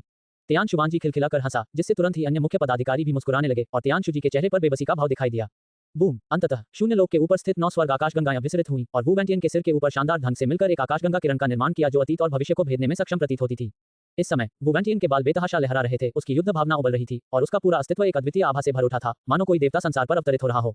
छोटे भाई यू, कृपया मुझे समझाएं। आकाशगंगा, big bang, with the heaven shaking raw and arms raised high, Wu Wenchen plunged down like a hungry tiger pouncing on a sheep, carrying his most powerful strike as he descended from the sky toward Yu Wuji. शून्य लोक चकनाचूर हो गया और आकाश और पृथ्वी विकृत हो गए। एक शानदार आकाशगंगा प्रकाश समूह तेजी से नीचे की ओर गिरा, जिससे अनंत प्रकाश और गर्मी के साथ साथ अत्यधिक भयावह गर्मी और विनाश का इरादा भी उत्सर्जित हुआ। पलक झपकते ही आकाशगंगा के प्रकाश समूह ने युएबुजी को घेर लिया। युएबुजी की बात करें तो उन्होंने एक भी हरकत नहीं की। वे बस अपने हाथ पीठ पीछे बांधकर खड़े रहे और वू वेंटियन द्वारा किए गए हमले को उदासीनता से देखते रहे और जल्द ही उस तेज रोशनी में समा गए। गड़गड़ाहट, आकाश में भीषण गर्जना और विस्फोट गूंज उठे। सभी सच्चे शिष्य पीछे हटने को मजबूर हो गए, उनके चेहरे पीले पड़ गए, वे वू वेंटियन के धरती को हिला देने वाले प्रहार से स्तब्ध रह गए। हालांकि सच्चे शिष्यों में से किसी ने भी उम्मीद के कोई संकेत नहीं दिखाए, इसके बजाय कई लोगों ने हल्के से अपना सिर हिलाया और मन ही मना भरी। भनभनाहट। कुछ सांसों के बाद वह तेज चमक फीकी पड़ने लगी और पानी में डूबा हुआ फैंगशान प्लेटफॉर्म एक बार फिर दिखाई देने लगा। उस पर एक लंबा और राजसी व्यक्ति खड़ा था, जो हौंफ रहा था और पसीने से तरबतर था। वह वू वेंटियन था और इस समय उसके चेहरे पर एक हल्की असहाय मुस्कान थी। उसके ठीक सामने जब रोशनी पूरी तरह थम गई तो युएबुजी की आकृति प्रकट हुई। उसके सुनहरे वस्त्र लहरा रहे थे और वह पीठ के पीछे हाथ रखे खड़ा था, उसके चेहरे पर कोई भाव नहीं था। वह ठीक उसी जगह पर खड़ा था, अविचलित और पूरी तरह से सुरक्षित। यहाँ तक कि संप्रदाय प्रमुख का प्रेत प्रतिरूप, जो स्वयं भी परम निपुणता के देव स्तरीय स्तर पर था, युएबुजी की एक उंगली के वार से ही मारा गया था। भला वू वेंटियन का पूर्ण बल से किया गया प्रहार उसे कैसे नुकसान पहुंचा सकता था। छोटा भाई युए सचमुच बड़ा हो गया है। मैं हार गया, लेकिन यह वाकई बेहद रोमांचक था। वू वेंटियन दिल खोलकर हंसा, बोलते समय उसके चेहरे पर दिख रही हल्की सी लाचारी तुरंत संतुष्टि के भाव में बदल गई। उसके सामने युएबुजी ने वू वेंटियन को उदासीनता से देखा, उसकी आंखों में कोई भाव नहीं था। वू वेंटियन की बातें सुनकर उसने शांत स्वर में कहा, एक समय था सीनियर ब्रदर वू, आप मेरे लिए प्रेरणा और आदर्श थे, लेकिन मैं तो और भी मजबूत हो गया हूँ, जबकि आप अभी भी वहीं खड़े हैं। तुम इस समय इतने कमजोर हो कि मेरे प्रतिद्वंदी बनने की योग्यता भी नहीं रखते। ये बहुत दुख की बात है। युएबुजी के लहजे में दया की एक झलक थी, लेकिन ये ज्यादातर एक अभिमानी उदासीनता थी, फिर भी इसमें एक अत्यंत दबंग भाव था कि यह केवल स्वाभाविक है। फैंगशान प्लेटफॉर्म के नीचे नीले मोर और अन्य 3 के चेहरे असीम उत्साह और भक्ति से भरे हुए थे। वू वेंटियन को अपनी ताकत का अंदाजा नहीं है। उसने युवा स्वामी को चुनौती देने की हिम्मत कैसे की। युवा स्वामी उसे एक ही सांस में मार सकता है। अब सिर्फ ये बुके ही बचा है। देखते रहो, युवा स्वामी सुबह से हमारे अंदर दबी हुई सारी भड़ास जल्द ही मुझ पर निकालेगा। नीले मोर ने ठंडी फुफकार मारी, उसका सुंदर चेहरा पाले से ढका हुआ था। आज सुबह का पूरा समय उसके लिए सचमुच कष्टदायक रहा। उसे लगातार थप्पड़ पड़ते रहे थे, कई बार तो वह गुस्से से बेहोश होने की कगार पर पहुंच गई थी। अभी अभी वह येबुक्यू का मजाक उड़ाने से खुद को रोक नहीं पाई थी और प्रथम सीट तियान जुबानजी की नजर पड़ते ही वह डर से कांप उठी। लेकिन आखिरकार जिस पल का वह अपने गुस्से को निकालने के लिए इंतजार कर रही थी, वह आने ही वाला था। अखाड़े की लड़ाई जीतने वाला ही राजा होता है। ब्लू पीकॉक की नजरों में ये राजा केवल युवुजी ही हो सकता था और केवल वही होगा। मैं अपनी आंखें खुली रखूंगा ये देखने के लिए कि कैसे येबुके को युवास्वामी द्वारा बुरी तरह कुचला जाता है और अंततः पैरों तले रौंदा जाता है। छोटे पैरों वाले बाघ ने धीमी गुर्राहट की, मानो वह अपने दिल की हताशा को बाहर निकालने की कोशिश कर रहा हो। अच्छे शो का इंतजार करो, ब्लैक ब्लेड ने दांत पीसते हुए बात की। उसके चेहरे के भाव अंततः थोड़े बेहतर लग रहे थे, उसकी आंखों में गहरी उम्मीद भरी हुई थी। इस क्षण एम्प्टर कैलामिटी की निगाहें भी केंद्रित हो गईं। उन्होंने युएबुजी को देखा, जो अपने हाथों को पीठ के पीछे बांधे किसी दिव्य देवता की तरह गरिमामय मुद्रा में खड़ी थी और उनकी आंखों की गहराई से धीरे-धीरे आशा की एक झलक उभर आई। फैंगशान चबूतरे पर युएबुजी के उदासीन शब्दों को सुनकर वू वैंटियन ने बेपरवाही से मुस्कुराते हुए कहा, हाँ, मैं वास्तव में अब तुम्हारा प्रतिद्वंद्वी नहीं हूँ। हालांकि मुझे इस बात की और भी खुशी है क्योंकि संप्रदाय के दृष्टिकोण से एक असाधारण प्रतिभाशाली व्यक्ति का उदय एक अद्भुत बात है। वू वैंटियन के शब्दों से युएबुजी की आंखें थोड़ी झपक गईं, लेकिन उनके चेहरे के भाव अपरिवर्तित रहे। दाओजी प्लाजा में कई सच्चे शिष्यों की वू वैंटियन के प्रति प्रशंसा और भी बढ़ गई। ऐसा संयम, ऐसी उदारता वास्तव में महान वरिष्ठ भाई वू कहलाने के योग्य। और जैसा कि कहावत है, हर पीढ़ी अपनी प्रतिभाओं को जन्म देती है। हालांकि मैं आपका प्रतिद्वंद्वी बनने से बहुत दूर हूं, लेकिन जो व्यक्ति आपका प्रतिद्वंद्वी बन सकता है, वह पहले ही प्रकट हो चुका है। इस समय वू वैंटियन ने पूर्वी फैंगशान प्लेटफॉर्म पर येबुक्यू की ओर देखा, उसकी आंखों में मुस्कान और भी तीव्र हो गई और युबुजी ने भी उसकी निगाहों को भांप लिया। फिर वू वैंटियन ने अर्थपूर्ण मुस्कान के साथ दोबारा कहा, छोटे भाई यू, आखिरकार मैं सच में कहे बिना नहीं रह सकता कि छोटे भाई के सामने आपकी किस्मत वाकई बहुत खराब है। हा हा हा। एक लंबी हंसी के साथ वू वैंटियन ने पीछे मुड़े बिना फैंगशान प्लेटफॉर्म से छलांग लगा दी और मुस्कुराते हुए अपनी बाहों को मोड़कर दर्शक की मुद्रा में लौट आए। ये हास्यास्पद आत्मविश्वास वाकई दिलचस्प है। वू वैंटियन की बातों पर युएबुजी के चेहरे पर कोई भाव नहीं बदला, लेकिन उसकी आंखों में उदासीनता और भी भयावह हो गई। उसकी आंखों का बार-बार खुलना और बंद होना असहनीय दबाव और भय का एहसास करा रहा था। उसी समय संप्रदाय प्रमुख दाओजी की शांत आवाज गूंज उठी।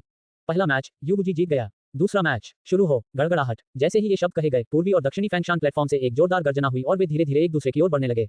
इस समय सभी सच्चे शिष्यों ने ये देखा और दक्षिणी फैंगशान चबूतरे पर खड़े पांग देयान की ओर देखा। उनके चेहरों पर धीरे-धीरे ठंडी उपहास की मुस्कान उभरने लगी। हे, आखिरकार पैंग देयान की बारी आ ही गई। ये लड़का तो काफी समय से इतना घमंडी व्यवहार कर रहा है, मैं अब इसे अपने माता-पिता के लिए रोते हुए देखना चाहता हूँ। बिल्कुल सही, चीफ ये उसे एक ही सांस में मौत के घाट उतार सकता है। पता नहीं इस बेवकूफ ने कौन सी दवा ली है कि उसे बाहर निकलकर मस्खरा बनने की हिम्मत हुई। अगर मैं चीफ ये होता तो मैं उसे अपाहिज ही कर देता। बस देखते रहिए, शानदार शो शुरू होने वाला है। एक के बाद एक सच्चे शिष्य बार-बार उपहास उड़ाते रहे, पांग देयान के दुर्भाग्य को देखने की प्रतीक्षा करते रहे। उनकी नजर में ये दूसरा मुकाबला पहले मुकाबले जैसा ही था, नतीजा पहले से ही स्पष्ट था। हालांकि अनगिनत शिष्यों द्वारा सराहे जाने वाले वू वैंटियन के वीरभाव की तुलना में पैंग देयान एक गली के गुंडे से ज्यादा कुछ नहीं था, यहाँ तक कि एक उछलते कूदते मस्खरे से भी कम, जिसे हर कोई हराना चाहता था। दोनों फैंगशान प्लेटफॉर्म एक दूसरे के और करीब आते जा रहे थे। येबुके अपने हाथ पीठ पीछे बांधे खड़ा था, उसका चेहरा शांत था। उसकी चमकदार गहरी आंखें चुपचाप पास आती हुई पांग देयान को देख रही थी, उनमें एक पल के लिए शीतलता झलक रही थी। ऐसा लग रहा था मानो उसकी निगाहें पैंग देयान के भौतिक शरीर को भेद कर सीधे दूसरे की आत्मा की गहराई में उतर गई हों और सब कुछ भेद रही हों। और पांग देयान भी अजीब से भावों के साथ येबुके को घूर रही थी। हालांकि पैंग देयान के चेहरे पर धीरे-धीरे एक क्रूर, बर्बर मुस्कान फैल गई और उसने अपना दाहिना हाथ उठाकर येबुके की ओर एक उंगली से इशारा भी किया। फिर दूसरा, फिर तीसरा, 3 उंगलियां उठाकर हिलाते हुए पैंग देयान की आवाज एक अजीब और क्रूर मुस्कान से भरी हुई अचानक गूंज उठी। उसका लहजा बेहद अहंकारी और उग्र था, जो आकाश और पृथ्वी के बीच गूंज रहा था।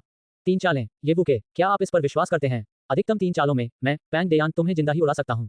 जैसे ही ये अतुलनीय रूप से अहंकारी, लगभग विक्षिप्त शब्द गूंजे, पूरा दाओजी प्लाजा एक भयानक, भयावह सन्नाटे में डूब गया। सभी सच्चे शिष्यों की निगाहें एक साथ ठहर गईं। फिर अगले ही पल जोरदार हंसी गूंज उठी। हा हा हा, क्या मैंने सही सुना? इस ढोंगी ने कहा कि वह चीफिए को 3 ही चालों में उड़ा देगा। मैं हंसते-हंसते मर रहा हूँ। सचमुच हंसते-हंसते मर रहा हूँ। युएबुजी भी चीफिए से इस तरह बात नहीं करते, फिर भी यह मूर्ख बिना किसी हिचकिचाहट के ये सब बोल रहा है। कई सच्चे शिष्य हंसते-हंसते लोटपोट हो गए, कुछ तो पेट पकड़कर हंसने लगे। सच कहूं तो मैंने इतना बेशर्म इंसान कभी नहीं देखा। मस्खरा भी नहीं, बस बकवास कर रहा है। चीफिए को हराने के लिए 3 दांव। मुझे लगता है कि वह उल्टा समझ रहा है, चीफिए तो उसे एक ही लात में ढेर कर सकता है। चीफिए अपने साथियों में अजेय हैं, केवल युएबुजी ही उन्हें टक्कर दे सकते हैं। पांग देयान कौन है? ये चयन प्रतियोगिता तो ऐसी थी ही नहीं जिसके लिए वह योग्य थे। क्या उन्हें लगता है कि वह सीनियर ब्रदर दाबू हैं? ये घिनौना आदमी तो सीनियर ब्रदर दाबू के जूते उठाने के भी लायक नहीं है। कई खूबसूरत महिला शिष्याओं ने, जिनके गाल गुस्से से लाल थे, पैंग देयान पर जमकर हमला किया और उसे घूर-घूर कर देखा। अगर नजरें मार सकती तो वह अब तक 10,000 बार मर चुका होता। इस समय न केवल सच्चे शिष्यों की, बल्कि 6 महान प्रमुख बुजुर्गों की भौहें भी एक साथ तन गईं। अपनी पैनी नजरों से उन्होंने काफी समय से पैंग देयान के बारे में कुछ गड़बड़ महसूस की थी। उन्हें इस बात की बिल्कुल भी उम्मीद नहीं थी कि वह आदमी इतना अहंकारी होगा। दिलचस्प, अगर ये लड़का दिमागी रूप से विक्षिप्त नहीं है, तो उसके पास सहारा लेने के लिए कुछ तो होगा। शायद ये लड़ाई उतनी उबाऊ नहीं होगी जितनी हमने सोची थी। तियान क्वानजी मुस्कुराते हुए बोले, उनका गोल-मटोल चेहरा हमेशा उसी भाव में जमा हुआ सा लगता था, आंखें आधी झुकी हुई और रहस्यमयी, फिर भी उनकी हर टिप्पणी सटीक होती थी।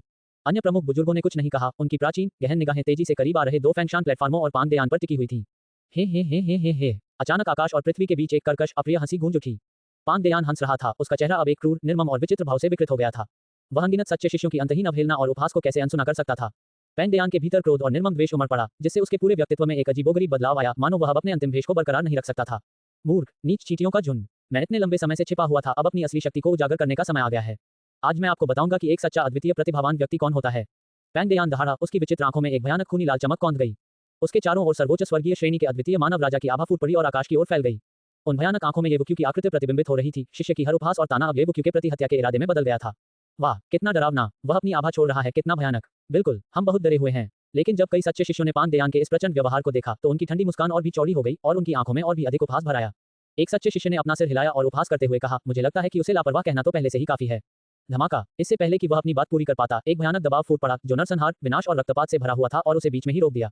असंख्य सच्चे शिष्यों के चेहरों पर व्यंग्यात्मक मुस्कान जम गई, उनकी आंखों में तिरस्कारपूर्ण विश्वास में बदल गया, मानो वे पत्थर के बन गए हों। आभा। पैन देयान की आभा में जबरदस्त वृद्धि हुई, वह पल भर में ही चरम स्वर्गीय श्रेणी के अद्वितीय मानव राजा को पार कर एक बिल्कुल नए क्षेत्र दिव्य श्रेणी में प्रवेश कर गया। आकाश और पृथ्वी में सन्नाटा छा गया। क्या तुम सब ऐसे लग रहे हो जैसे तुमने कुछ खाकर खा लिया हो? अभी तो बस शुरुआत हुई है। हा हा हा। उस खामोश दुनिया में पैन देयान की उन्मादी हंसी गूंज उठी, जंगली, अभिमानी और एक भयावह भय से भरी हुई, जो सिर को सुन्न कर देने वाली थी। धमाका। उसने अपना दाहिना पैर जोर से पटका, काले लाल रंग की रोशनी उबलते लावा की तरह फूट पड़ी। पहले से ही दिव्य स्तर पर पहुंच चुके उसके ऑरा का प्रभाव फिर से बढ़ने लगा, ऐसा लग रहा था मानो ये कभी खत्म न हो। दरार। जैसे ही दोनों फैंगशान प्लेटफॉर्म अंततः एक विशाल मंच में विलीन हो गए, आकाश को स्तब्ध कर देने वाली काली लाल आभा ने आसमान को ढक लिया। उसके भीतर पान देयान रक्त से लथपथ राक्षस देवता के रूप में खड़ा था। येवुक्यू पर भयानक मुस्कान बिखेरते हुए उसका चेहरा क्रूरता से भरा हुआ था, जैसे कोई राक्षस अभी नरक से निकला हो। अब तक उनकी आभा चरम सीमा तक पहुंच चुकी थी, ईश्वरीय स्तर की महान पूर्णता तक। उफ, इतने लंबे समय तक इसे रोके रखा, आखिरकार मैं सांस ले पा रही हूँ। ये बहुत अच्छा लग रहा है। एक हल्की सी सांस लेते ही मुझे अनगिनत खून की नदियों की खुशबू और कांपती, आतंकित आत्माओं की महक महसूस हो रही है।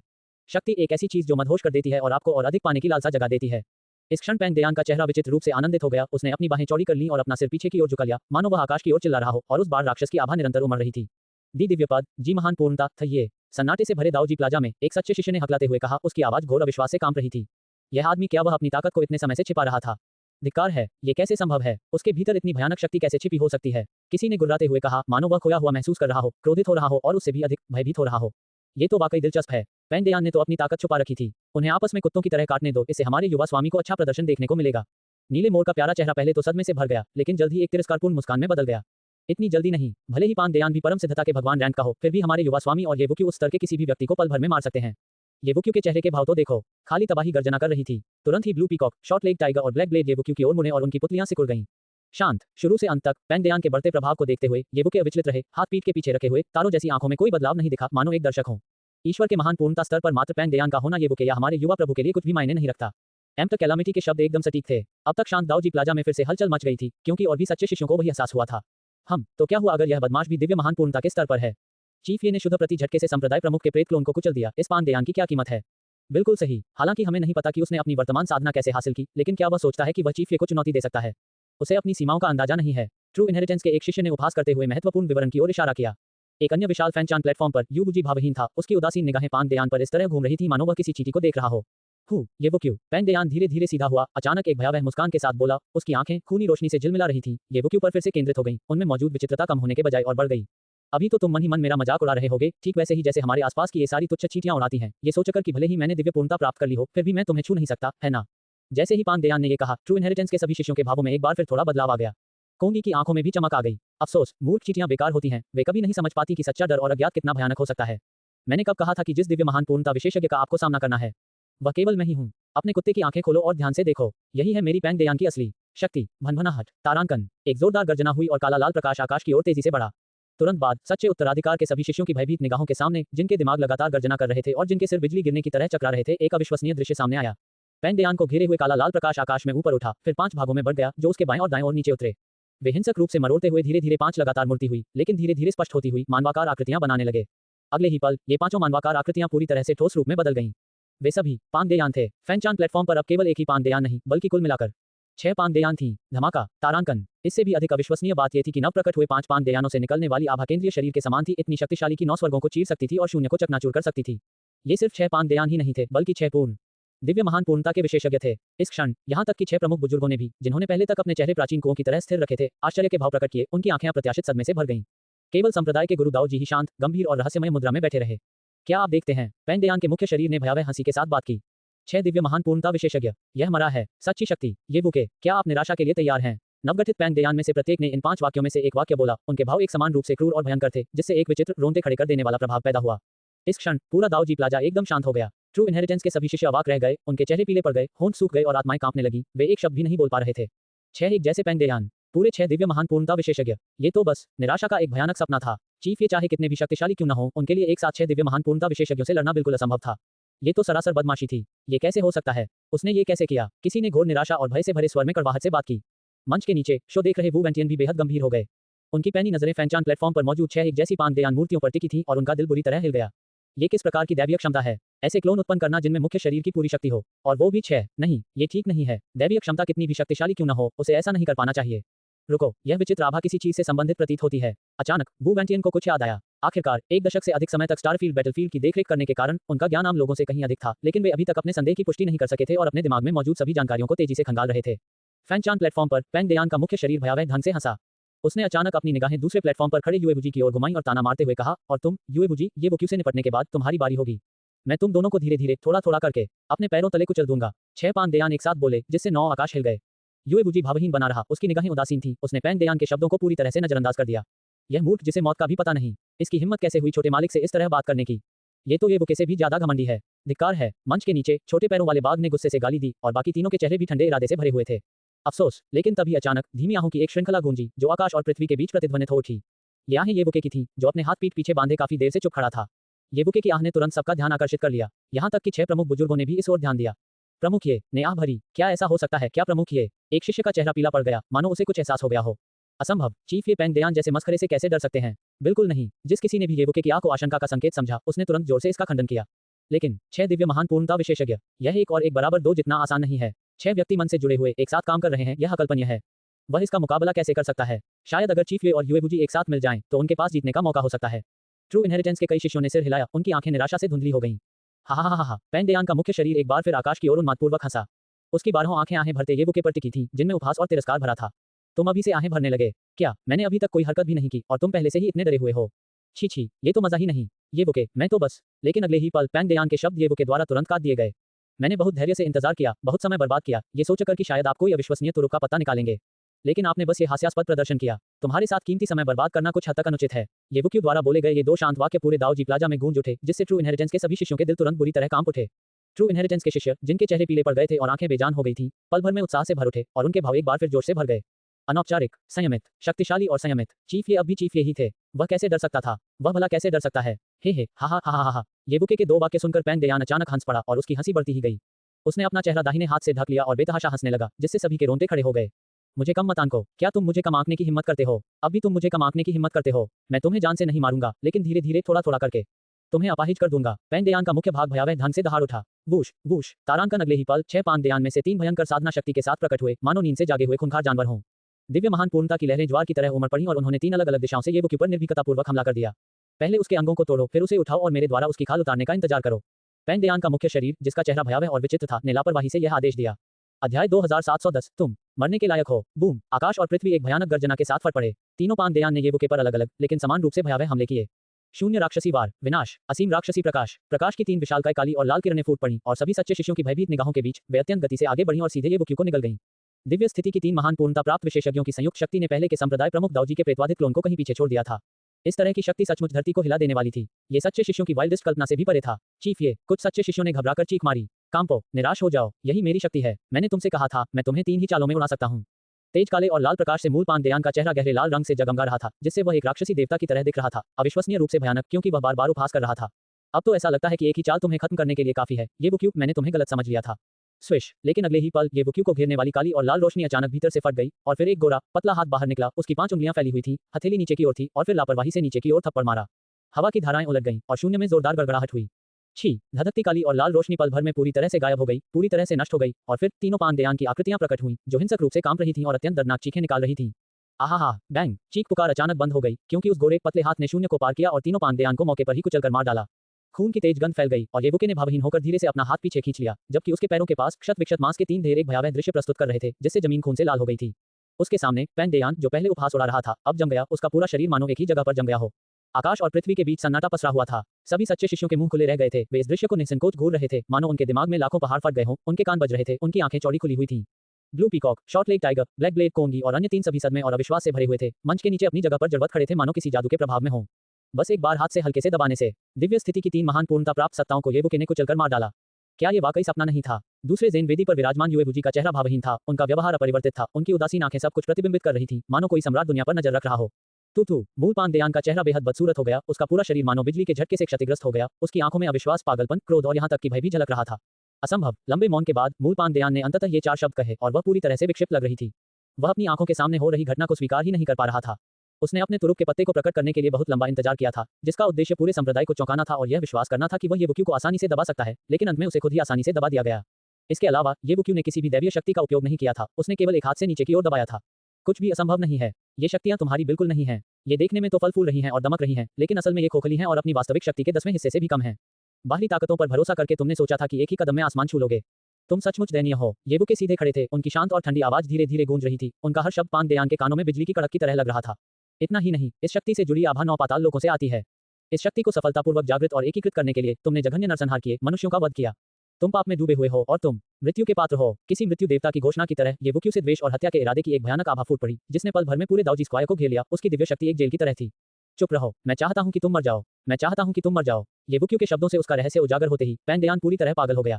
काला और लाल प्रकाश उग्र रूप से उमड़ा और शेष 2 क्लोन फटकर उसके शरीर में वापस आ गए। रक्त प्रकाश आकाश की ओर उठा और 9 मंडलों को अपने आगोश में ले लिया। मेरे लिए मरो। पैन देयान आकाश में उड़ गया, उसका पूरा शरीर एक विशाल विकृत खून जैसे लाल प्राणी में बदल गया, जो पागलों की तरह छटपटा रहा था, शून्य में एक कीड़े की तरह फुफकार रहा था और येबुक्यू की ओर दौड़ पड़ा।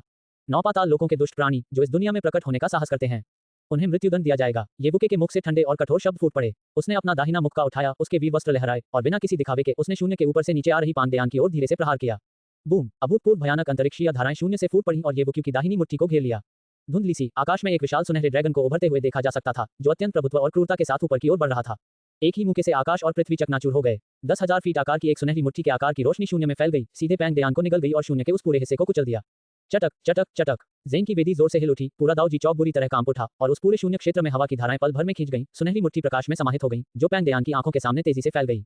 मैं पूरी तरह से पागल हो चुके पान देयान को अब अपनी ओर आती हुई भयानक मुट्ठी की ताकत का एहसास हुआ। अनगिनत तेज हवाएं उसके गालों से टकराईं और उसके पूरे चेहरे और शरीर में असहनीय दर्द फैल गया, जिससे वह तुरंत भयभीत हो गया, ठंडे पसीने से तरबतर हो गया। उसकी आत्मा कांप उठी, क्योंकि उसे मृत्यु का भयानक भय अपने ऊपर मंडराता हुआ महसूस हुआ। आहा! अनंत विभाजन, राक्षसी जोंक, शाश्वत जीवन। पैन देयान ने पागलों की तरह दहाड़ मारी। जिस भयानक कीड़े में वह रूपांतरित हो गया था, उससे असीम काला और लाल प्रकाश निकल रहा था। उसका पूरा शरीर मानो शून्य में विलीन हो गया और पारदर्शी होने लगा। उसने सीधे भागने का विकल्प चुना। अफसोस, ये पूरी तरह व्यर्थ साबित हुआ। टकराना! सुनहरी मुट्ठी की रोशनी सीधे पूरे शून्य में फैल गई, अतुलनीय रूप से शक्तिशाली और सर्वव्यापी, जिसने पैन देयान के शरीर पर सीधा प्रहार किया। एक भीषण गर्जना गूंजी, शून्य इंच इंच करके चकनाचूर हो गया और पान देयान, जो पारदर्शी होने लगी थी, अब खून से लथपथ लाल रंग के ढेर में बदल गई। वह उसका खून था। येबुके के मुक्के से वह सीधे तौर पर उड़ गया था। निराशा और भय से भरी एक दहाड़ के साथ पान देयान शून्य से नीचे गिरा, खून आसमान में फैल गया और एक जोरदार आवाज के साथ जमीन पर जा गिरा। इस समय पैन देयान बेहद दुखी थी। उसका पूरा शरीर बुरी तरह फट गया था। येबुक्यू के भयानक मुक्के ने सीधे उसके मांस को चीर दिया था। उसका मांस और हड्डियां कुछ भी नहीं रह गई थी, केवल त्वचा की एक परत उसके शरीर पर बची थी। उसका पूरा अस्तित्व ही नष्ट हो गया। पैन देयान जमीन पर पागलों की तरह लौट रहा था। उसकी दर्द भरी चीखें रोंगटे खड़े कर देने वाली थी। उसका खून धरती को रंग रहा था, जिससे सभी सच्चे शिष्य कांपती पलकों के साथ उसे देख रहे थे। ज़ेन की वेदी पर येबुके धीरे धीरे चलकर आए और ऊपर से पान देयान को नीचे देखते हुए उनकी चमकीली आंखें शीतलता से भरी हुई थीं। एक हाथ से उसने पैन देयान को सीधे जमीन से उठा लिया और दूसरे हाथ से उसने उसे पैन देयान के शरीर में एक अजीब सी आवाज के साथ घुसा दिया, मानो वह कुछ खोज रहा हो। फिर येबुके की आंखें थोड़ी सिकुड़ गईं और उसका दाहिना हाथ, जो पान देयान के शरीर में घुसा हुआ था, हिंसक रूप से बाहर की ओर खींचा। छी! खून के छींटे के साथ सभी सच्चे शिष्यों की अचंभित निगाहों के सामने उन्होंने स्पष्ट रूप से देखा कि येबुके ने वास्तव में पान देयान के शरीर से एक विचित्र, खून से लथपथ, काले और गहरे लाल रंग का मांसल कीड़ा निकाला, जिसका आकार लगभग 1 फुट था। अध्याय 2711 काला शैतान जोंक। चू-चू! वह विचित्र कीड़ा बुरी तरह छटपटाने लगा और एक भयानक चीख निकाली। उसकी सतह पर काले और गहरे लाल रंग की रोशनी फैल गई और राक्षसी आकृतियां उभर आईं, जो एक भयावह आभा बिखेर रही थीं। लेकिन अफसोस, येबुक्यू का दाहिना हाथ संत दाव युद्ध ऊर्जा से घिरा हुआ था और एक सुनहरी चमक ने तुरंत उस अजीब कीड़े को ढक लिया, जिससे वह एक हताश चीख निकालने लगा। इसके पूरे शरीर पर जंग लगने और पिघलने के निशान दिखाई दे रहे थे और खून से सना हुआ घिनौना बलगम लगातार टपक रहा था, जिससे सिर की त्वचा में झुनझुनी सी महसूस हो रही थी। ये क्या चीज है? पान देयान के अंदर इतना भयानक और घिनौना कीड़ा कैसे हो सकता है? मतली सहन करते हुए एक सच्चे शिष्य ने पूछा। इस समय लगभग सभी शिष्य कुछ हद तक अचंभित दिखाई दे रहे थे। आखिर वो चीज क्या है? उससे निकलने वाली आभा इतनी बुरी है, मानो वो 9 पाताल लोक से आए हो। एक सुज्ञानी सच्चे शिष्य ने आभा को भांपते हुए अनुमान लगाया, और वू वैंटियन, जिसने पहले ही कुछ गड़बड़ महसूस कर ली थी और उसे अचानक एक अंतर्दृष्टि भी मिली थी, ने अब येबुक्यू के हाथ में पकड़े हुए उस अजीब बड़े कीड़े को देखा। उसके दिमाग में बिजली सी कौंध गई और उसे तुरंत सब कुछ याद आ गया। कोई गलती नहीं है। काला दानव रक्त जोंक। ये 9 पाताल लोकों का एक राक्षसी प्राणी है, एक काला दानव रक्त जोंक। वू वैंटियन ने जोर से चिल्लाया, उसकी आवाज आकाश और पृथ्वी में गूंज उठी, जिससे तुरंत ही उस मांसल कीड़े की असली पहचान उजागर हो गई। इस पर जमीन पर तड़पती और दर्द से कराहती हुई पान देयान की ओर टिकी सभी सच्चे शिष्यों की निगाहें पल भर में ठंडी और सिहरन भरी हो गईं। 9 पाताल लोकों का एक राक्षसी प्राणी। जब भी ये राक्षसी प्राणी मानव जगत में आना चाहते हैं तो उन्हें एक मनुष्य के साथ विलय करना पड़ता है और फिर उस मेजबान शरीर का उपयोग करके भारी मात्रा में रक्त बलिदान प्राप्त करना पड़ता है। दूसरे शब्दों में कहें तो 9 पाताल लोकों से किसी भी प्रकार का राक्षसी प्राणी इस दुनिया में प्रकट हो, इसका मतलब है कि उसे पहले ही एक अकल्पनीय रक्त बलिदान प्राप्त हो चुका होगा। इन 9 पाताल लोक के राक्षसी प्राणियों को पूर्ण शक्ति प्रदान करने के लिए अनगिनत नश्वर प्राणियों का निर्दयतापूर्वक वध और बलिदान किया गया होगा, और रक्तबलि देने वाला केवल वही मनुष्य हो सकता है जो 9 पाताल लोक के राक्षसी प्राणियों में विलीन हो गया हो। धिक्कार है, धिक्कार है। इसमें कोई आश्चर्य नहीं कि इस आदमी की ताकत महज आधे साल में इतनी तेजी से बढ़ गई। तो इसने 9 पाताल लोक के एक राक्षसी प्राणी के साथ साजिश रची और उसका पात्र बन गया। मुझे पहले से ही उसके द्वारा उत्सर्जित भयानक नकारात्मक और अंधकार में आभा में कुछ गड़बड़ लग रही थी। ये नौ पाताल लोक की आभा है। ये पांग देयान नौ पाताल लोक के किसी राक्षसी प्राणी का पालतू कुत्ता बन गया है। मार डालो, हम उसे किसी भी कीमत पर जीवित नहीं रहने दे सकते। मार डालो। उसने नौ पाताल लोकों के एक राक्षसी प्राणी के साथ विलय कर लिया और अथाह नरसंहार किया। यदि ऐसे दुष्ट को जीवित रहने दिया गया तो हम उसके हाथों मारे गए नश्वर प्राणियों का सामना कैसे कर पाएंगे। उसके अपराध इतने जघन्य हैं कि उनकी गिनती करना असंभव है। अल्पविराम। सभी सच्चे शिष्य दांत पीसते हुए बोले। उनकी आंखों में घृणा और नफरत की आग जल रही थी। वे चाहते थे कि काश वे पांग देयान को टुकड़े टुकड़े कर देते। मारो, मारो, मारो। अंततः सभी सच्चे शिष्यों की आवाजें धीरे धीरे एक होकर एक ही शब्द बन गईं, जो मृत्यु के देवता की घोषणा की तरह गूंज उठी। पांग देयान ने एक इंसान के रूप में वास्तव में नौ पाताल लोकों के एक राक्षसी प्राणी के साथ विलय कर लिया और एक भयानक नरसंहार किया। उसका अपराध मृत्युदंड के योग्य था। मुझे मत मारो, मुझे मत मारो। मैं प्रतिभाशाली हूँ, मैं विलक्षण प्रतिभा का धनी हूँ। मैं स्वभाव से ही भाग्यशाली हूँ और संप्रदाय की मदद कर सकता हूँ। तुम मुझे नहीं मार सकते। तुम्हें मेरी जरूरत है, तुम मुझे नहीं मार सकते। पांग देयान जमीन पर तड़पते हुए अपने चारों ओर गूंजते हुए निर्मम बर्फीले शब्द मार डालो को सुन रहा था। उसके दिल में भय बाढ़ की तरह उमड़ आया, यहाँ तक कि उसके पूरे शरीर के दर्द को भी दबा दिया, जिससे वह बेतहाशा चीखने लगा। इस समय पांग देयान के पहले के अहंकार और घमंड का जरा सा भी अंश कहाँ था।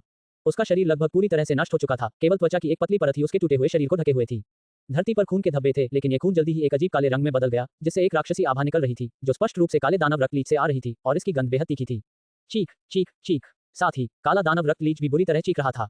ये वुक्यू के हाथ में जकड़ा हुआ सुनहरा संदाव युद्ध ऊर्जा उसके लिए जलते सूरज की तरह बर्फ को पिघला रहा था, उसे स्वाभाविक रूप से और पूरी तरह से दबा रहा था। चाहे उसने कितनी भी कोशिश की हो, वह वुक्यू की पकड़ से जरा सा भी मुक्त नहीं हो सका। संदाव युद्धची के आक्रमण और विनाश के तहत काले दानव रक्तलीच का 1 फुट लंबा शरीर लगातार मुड़ता, गलता और यहाँ तक कि उसमें से घना काला धुआं भी निकलता रहा, जिससे आतंक का आभास होता रहा। दुष्ट प्राणी। तियानशुजी की आवाज धीरे धीरे गूंजी, जिसमें एक बर्फीली ठंडक थी जो हड्डियों तक चुभती थी, और साथ ही एक घातक आभा थी जो शून्य को भी हिला सकती थी। उसने एक कदम आगे बढ़ाया और उसकी आकृति पल भर में अपने मूल स्थान से गायब हो गई और सीधे अभिषेक वेदी पर प्रकट हुई।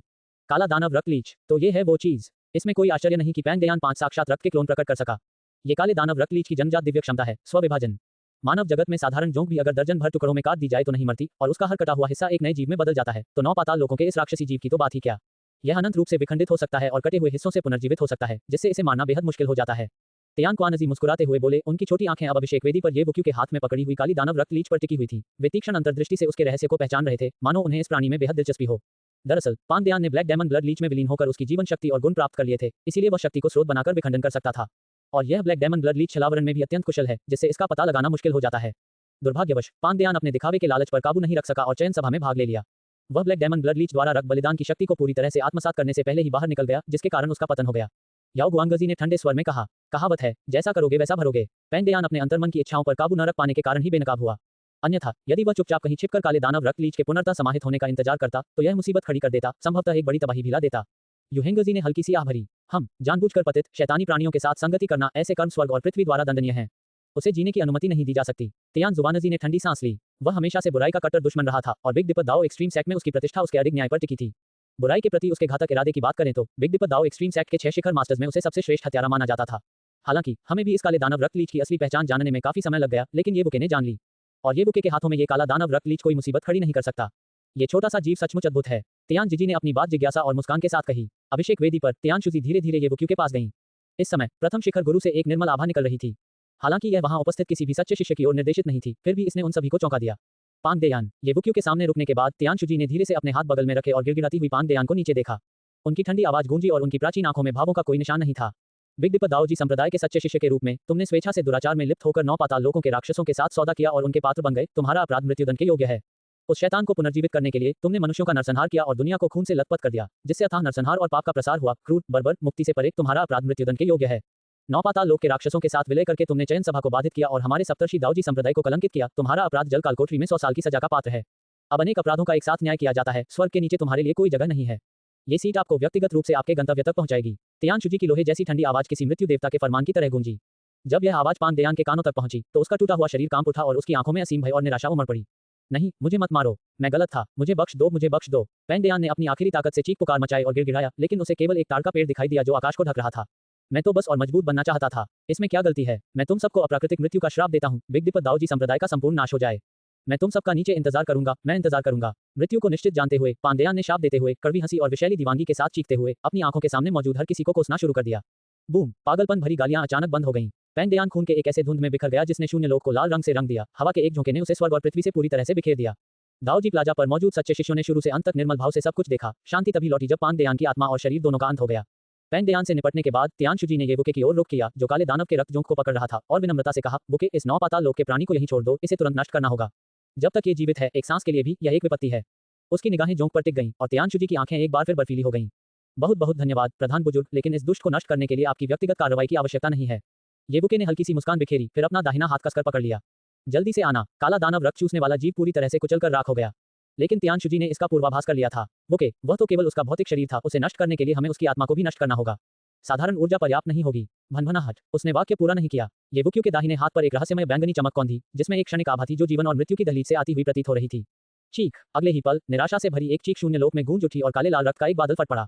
घनी शैतानी ऊर्जा नरक के द्वार खुलने की तरह बाहर की ओर फैल गई।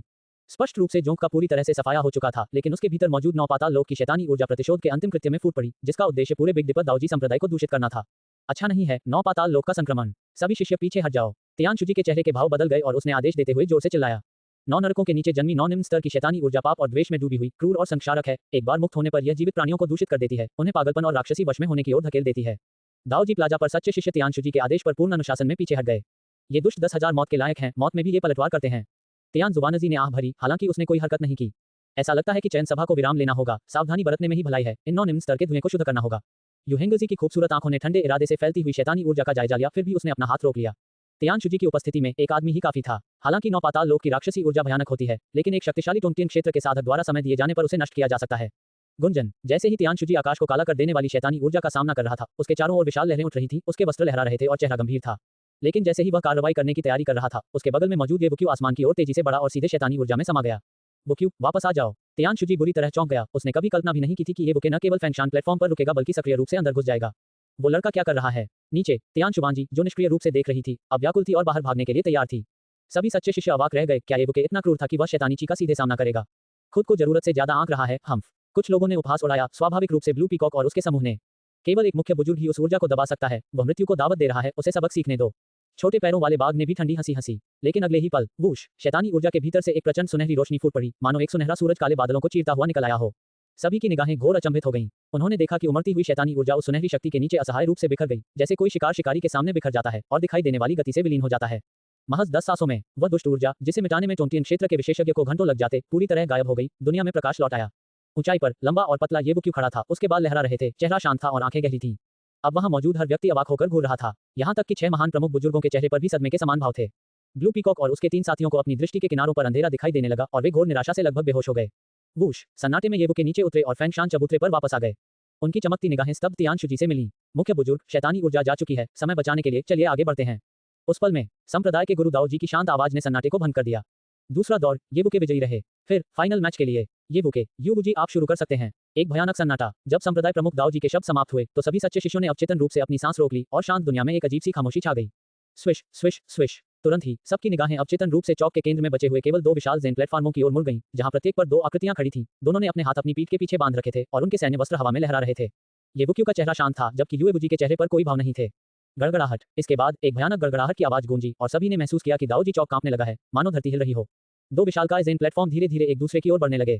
स्पष्टतः दोनों जेन प्लेटफॉर्म पूरी तरह से एक में विलीन होने वाले थे, जो इस अंतिम टकराव के लिए युद्ध का मैदान बनने वाले थे। आखिरकार यह शुरू होने ही वाला है। चीफ ये और युएबुजी के बीच अंतिम मुकाबला। मैं सचमुच बहुत उत्साहित हूं। इतने लंबे इंतजार के बाद आखिरकार मुख्य कार्यक्रम आ ही गया। असल में इस चयन के असली नायक तो केवल चीफ ये और युएबुजी ही थे, बाकी सब, यहां तक कि सीनियर ब्रदर दावू भी, सिर्फ दिखावे के लिए ही थे। बिल्कुल सही। और फिर बीच में वो घिनौना कचरा दिखाई दिया, जो आंखों को चुभने वाला था। चुप रहो, लड़ाई अभी शुरू भी नहीं हुई है और मैं अभी से थोड़ा घबरा गया हूं। मेरी हथेलियों में पसीना आ रहा है। समझ नहीं आ रहा कि ये उत्साह है या घबराहट। मैं भी। Dot dot dot. कई सच्चे शिष्यों ने अनजाने में अपनी लार निगल ली, क्योंकि उन्होंने 2 जेन प्लेटफार्मों को करीब आते देखा। उनके हाथ कसकर जुड़े हुए थे, लगातार उनकी पैंट की टांगों से रगड़ रहे थे, जो उनकी आंतरिक घबराहट और उत्साह को प्रकट कर रहे थे। उसी समय दुनिया का माहौल धीरे धीरे उत्तेजित होने लगा, फिर स्थिर हो गया और अंत में वह उबल पड़ा। इस लड़ाई का परिणाम न केवल बेईद संत बालक का निर्धारण करेगा, बल्कि यह भी साबित करेगा कि बेईद दाओजी संप्रदाय में इस पीढ़ी का वास्तव में नंबर 1 विलक्षण प्रतिभा वाला व्यक्ति कौन था। कहावत के अनुसार एक पहाड़ पर 2 बाघ नहीं रह सकते, इसलिए यह एक असाधारण रूप से गौरवशाली और शानदार लड़ाई होनी ही थी। और इस क्षण लैंकोन के, बौने बाघ, फेरेन और अन्य लोगों के भाव अंततः उनकी पिछली शीतलता और कुरूपता से उत्तेजना और कट्टरता में बदल गए। उनकी निगाहें युएबुजी पर टिकी हुई थी, उनके चेहरे लाल हो गए थे, मानो तीर्थयात्री अपने धर्म को देख रहे हों और युएबुजी ही उनका धर्म था। यह एक ऐसी विचारधारा थी जो उन्हें बचपन से ही सिखाई गई थी। युएबुजी उनका स्वर्ग था, उनका भगवान, उनकी आस्था, उनका जीवन युएबुजी के लिए समर्पित होगा। वे युएबुजी की परछाई थे, जो उनके लिए सब कुछ समर्पित करने को तैयार थे। हा, आखिरकार युवा मालिक अपना कदम उठाने ही वाले हैं। इस क्षण बौना बाघ पागलों की तरह हंसा। सुबह से उसके दिल में पनप रही घुटन भरी नाराजगी, जिसने उसे बेहद असहज महसूस कराया था, आखिरकार उसे उग्र रूप से बाहर निकलने का मौका मिल गया। मैंने पहले भी कहा है, बस येबुके को कुछ और समय तक गर्व करने दो। अब उसके गौरव का समय समाप्त हो गया है। युवा स्वामी के सामने येबुक्यू का भाग्य एक ही होगा। लानकोंके की अभिमानी आवाज गूंजी। उसके सुंदर चेहरे पर दृढ़ आत्मविश्वास और मजबूत आत्मविश्वास झलक रहा था और येबुके को देखते हुए उसकी खूबसूरत आंखें स्पष्ट तिरस्कार से चमक रही थीं। अर्थात युवा स्वामी के हाथों में येबुक्यू को अत्यधिक शक्ति के साथ बलपूर्वक दबा दिया जाएगा। चाहे उनकी पिछली उपलब्धियां कितनी भी शानदार हों, उनका अतीत कितना भी चकाचौंध भरा हो, उनका प्रदर्शन कितना भी आश्चर्यजनक हो, अंततः ये सब युवा मास्टर को और भी अधिक चमकाने का काम करेंगे, एक और भी शानदार पृष्ठभूमि बनने का काम करेंगे। युवा स्वामी एक स्थिर सूर्य के समान है जो शाश्वत रूप से तेजस्वी और अजेय हैं। और येबुके तो बस युवा स्वामी के चरणों में पड़ा एक मंद तारा है जो कभी उनके बराबर नहीं हो सकता। युवा स्वामी के सामने उनकी रोशनी बहुत कमजोर है। लानकोन के लगातार बोलती रही, येबुके को हद से ज्यादा नीचा दिखाती रही, उसकी आंतरिक नाराजगी लगातार झलकती रही और उसका लहजा तीखा और कठोर था। वाह, स्वामी जी की प्रतिभा और वैभव के आगे येबुके का प्रकाश बिल्कुल हास्यास्पद हो जाएगा। स्वामी जी के पैरों तले उसे कुचलते देखना मुझे बहुत आनंद देगा। हीरेन ने व्यंग्य भरी मुस्कान दी, उसके चेहरे पर उत्सुकता के भाव थे। केवल कोंग ई हमेशा की तरह चुप रहा। वह बस येबुके और युएबुजी को देखता रहा, जो दोनों ज़ेन प्लेटफॉर्म के धीरे धीरे एक दूसरे के करीब आने के साथ साथ और भी करीब आते जा रहे थे। ये लड़ाई बेहद शानदार होगी, कोंग ई ने बुदबुदाते हुए कहा। उसकी आंखों में एक अजीब सी उत्तेजना झलक रही थी, ठीक वैसे ही जैसे जब वह उच्च श्रेणी के अमृत और प्राचीन औषधि बनाने की विधियां देखता था। उस तरह की चमक तो डरावनी भी थी। उसी समय 6 प्रमुख पद भी आपस में बातचीत कर रहे थे और हंस रहे थे। ये दोनों छोटे बदमाश आखिरकार आमने सामने आ रहे हैं। जानते हो, इस समय मेरा मूड भी लगभग सभी सच्चे शिष्यों जैसा ही है, उत्साह के बीच थोड़ा घबराहट भी। योहेंगजी की मनमोहक आवाज मधुर और कोमल थी, उनका खूबसूरत चेहरा एक नाजुक और मोहक एहसास दे रहा था, जिसने इस दिखने में 30 साल की खूबसूरत महिला को जानलेवा आकर्षण से भर दिया था।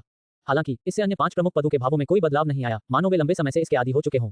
बेइडर स्टारफील्ड में कौन नहीं जानता था कि बेइडर दाओजी संप्रदाय की प्रमुख हस्तियों में से एक योहेंगजी दिखने में तो मनमोहक और आकर्षक लगती थी, लेकिन वास्तव में अंदर से लोहे की तरह ठंडी थी। खासकर जब वह अनेक बुरे कर्म करने वाले पुरुषों को मार डालती थी तो वह कितनी क्रूर और भयानक होती थी।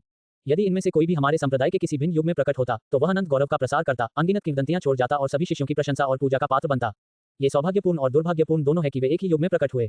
केवल एक ही संप्रदाय के शिखर पर पहुंचकर बेईदु संत बालक बन सकता है, जबकि दूसरे का प्रकाश इस जीवन काल के लिए धूमिल हो जाएगा और वह केवल एक सहायक पात्र बनकर रह जाएगा। इन दोनों में से कौन संप्रदाय के शिखर पर पहुंचेगा? अपने मूल स्थान पर लौट आए त्यांशु जी ने हल्की सी आह भरी, उनकी आंखों में जीवन के उतार चढ़ाव दुनिया से ऊब की झलक दिखाई दी। उनकी बातों से प्रभावित होकर बाकी पांचों ने भी धीरे धीरे सिर हिलाया। प्रतिभावान प्रतिभाओं के एक साथ रहने की यही क्रूरता थी, और साथ ही स्वर्ण युग की क्रूरता भी। शिखर पर केवल एक ही व्यक्ति आरोहण के योग्य था, बाकी सभी उसके चरणों में गिर जाते, क्रूर राग बन जाते, जिससे उसे 9 स्वर्गों में गर्व से दहाड़ने और अपनी अजेयता प्राप्त करने की अनुमति मिलती। दरार अंततः एक और जोरदार धमाके के साथ इस समय लगातार एक दूसरे के करीब आ रहे 2 ज़ेन प्लेटफॉर्म अंततः जुड़ गए और चयन सभा की शुरुआत में अपने स्वरूप में लौट आए। प्राचीन, विशाल, रहस्यमय और अलौकिक आभाएं ज़ेन प्लेटफॉर्म में व्याप्त थीं, जिस पर 2 आकृतियां खड़ी थीं, जिससे पहले से ही कानाफूसी कर रहे सच्चे शिष्य तुरंत चुप हो गए। दुनिया का वातावरण अब लगभग उबल रहा था, वह स्थिर हवा सिर में झुनझुनी पैदा कर रही थी। ज़ेन प्लेटफॉर्म पर येबुक्यू और युएबुजी एक दूसरे के सामने कुछ दूरी से खड़े थे, दोनों एक दूसरे को देख रहे थे। युएबुजी की आंखों में रहस्यमयी चमक थी, उनका चेहरा भावहीन था, लेकिन उदासीनता और रहस्यमयता का भाव लगातार बना हुआ था। उसी समय उनकी निगाहों की गहराई से एक मोहक प्रकाश धीरे धीरे निकलने लगा। येबुक्यू शुरू से अंत तक शांत रहा, उसकी चमकीली आंखें गहरी और गंभीर थीं, मानो असीम तारों भरे आकाश को समाहित कर रही हों। किसी को भी ये पता नहीं था कि वह क्या सोच रहा है। अंततः अंतिम युद्ध का समय आ गया। हालात बेहद तनावपूर्ण थे। हालांकि इसी क्षण युएबुजी की आवाज अचानक और धीरे धीरे सुनाई दी, जो येबुक्यू से बात कर रहा था। उसकी आंखों में थोड़ी सी तीक्ष्णता उभर रही थी, जिससे सन्नाटा टूट गया। मुझे बस एक बात कहनी है, येबुके, मैंने तुम्हें कमा का। पहले मेरी नज़र में तुम एक मस्खरे से ज्यादा कुछ नहीं थे, जिसे एक छोटे से प्रदर्शन से किस्मत का साथ मिल गया था, जिससे कुछ भी साबित नहीं हुआ। बाद में पिछले 7 दिनों में आपके कार्यों ने मुझे पूरी तरह से निराश कर दिया, जिससे मुझे यह विश्वास हो गया कि आप मेरे प्रतिद्वंद्वी बनने के योग्य भी नहीं थे। लेकिन अब आपने भाग्य के 3 चरणों में से पहले 2 चरणों को पार करके मुझे खुद को साबित कर दिया है। आप कोई मस्खरा नहीं है, आप में वाकई कुछ काबिलियत है। इससे मुझे वास्तव में आपकी सराहना करने का मन करता है। अपने हाथों को पीठ के पीछे बांधे हुए युबुजी की आवाज में अब भी स्पष्ट प्रभुत्व का भाव था, और साथ ही उदासीनता का भी संकेत था, मानो कोई भी उसके कहे किसी भी बात का विरोध नहीं कर सकता था। इसलिए इस बिंदु पर युएबुजी कुछ देर के लिए रुका, उसकी रहस्यमयी रोशनी से जगमगाती आंखें येबुक्यू की ओर देखने लगी और उनमें व्याप्त मोहक चमक और भी तीव्र हो गई। अध्याय 2714, ये बिल्कुल लाचार करने वाला है। मैं एक अपवाद बना सकता हूं और तुम्हें एक और मौका दे सकता हूं। बेशक अब मेरे अधीन युद्ध सेनापति बनना आपके लिए उचित नहीं होगा। जब तक आप मेरे दर्शन से सहमत हैं, आपका दर्जा युद्ध सेनापति से ऊपर रहेगा। भविष्य में एक दिन मैं आपको ये वादा भी कर सकता हूं कि बिग दीपक दाओजी संप्रदाय के भीतर और इस शाश्वत और तेजस्वी तारों भरे आकाश के नीचे आपका दर्जा केवल मुझसे ही नीचे होगा। मैं युएबुजी कभी अपना मन नहीं बदलता, लेकिन आपने मुझे अपवाद बनाने पर मजबूर कर दिया है। इसलिए मुझे उम्मीद है कि आप इसे संजोकर रखेंगे और इस कठिन परिश्रम से प्राप्त सुझाव पर एक बार फिर ध्यानपूर्वक विचार करेंगे। मैं आपको सोचने के लिए 10 सांसों का और समय दूंगा। अवसर एक ही बार दस्तक देता है। युएबुजी के मुख से ये शब्द निकलते ही मानो आसमान से बिजली कड़की हो। किसी को उम्मीद नहीं थी कि अंतिम मुकाबले के इतने करीब आकर युएबुजी ऐसी बातें कहेगा। वह वास्तव में अब भी येबुक्यू को भर्ती करना चाहता था। सभी सच्चे शिष्यों के चेहरे पर सदमे और हैरानी के भाव थे। केवल वू वेंटियन ही धीरे से अपना सिर हिला रहा था। युएबुजी को देखते हुए उसने मन ही मन असहाय होकर आह भरी और फुसफुसाया, सबसे कठोर पेड़ भी सबसे आसानी से टूट जाता है, वो सचमुच बहुत हठी है। 6 महान प्रमुख बुजुर्गों के चेहरे के भावों में जरा भी बदलाव नहीं आया। उनकी नज़र में युएबुजी और येबुक्यू के बीच द्वंद्व युवा पीढ़ी की लड़ाई थी, और चाहे उन दोनों में से कोई भी हो, वे निश्चित रूप से भविष्य में बिग दीपक दाओजी संप्रदाय के शिखर पर पहुंचेंगे।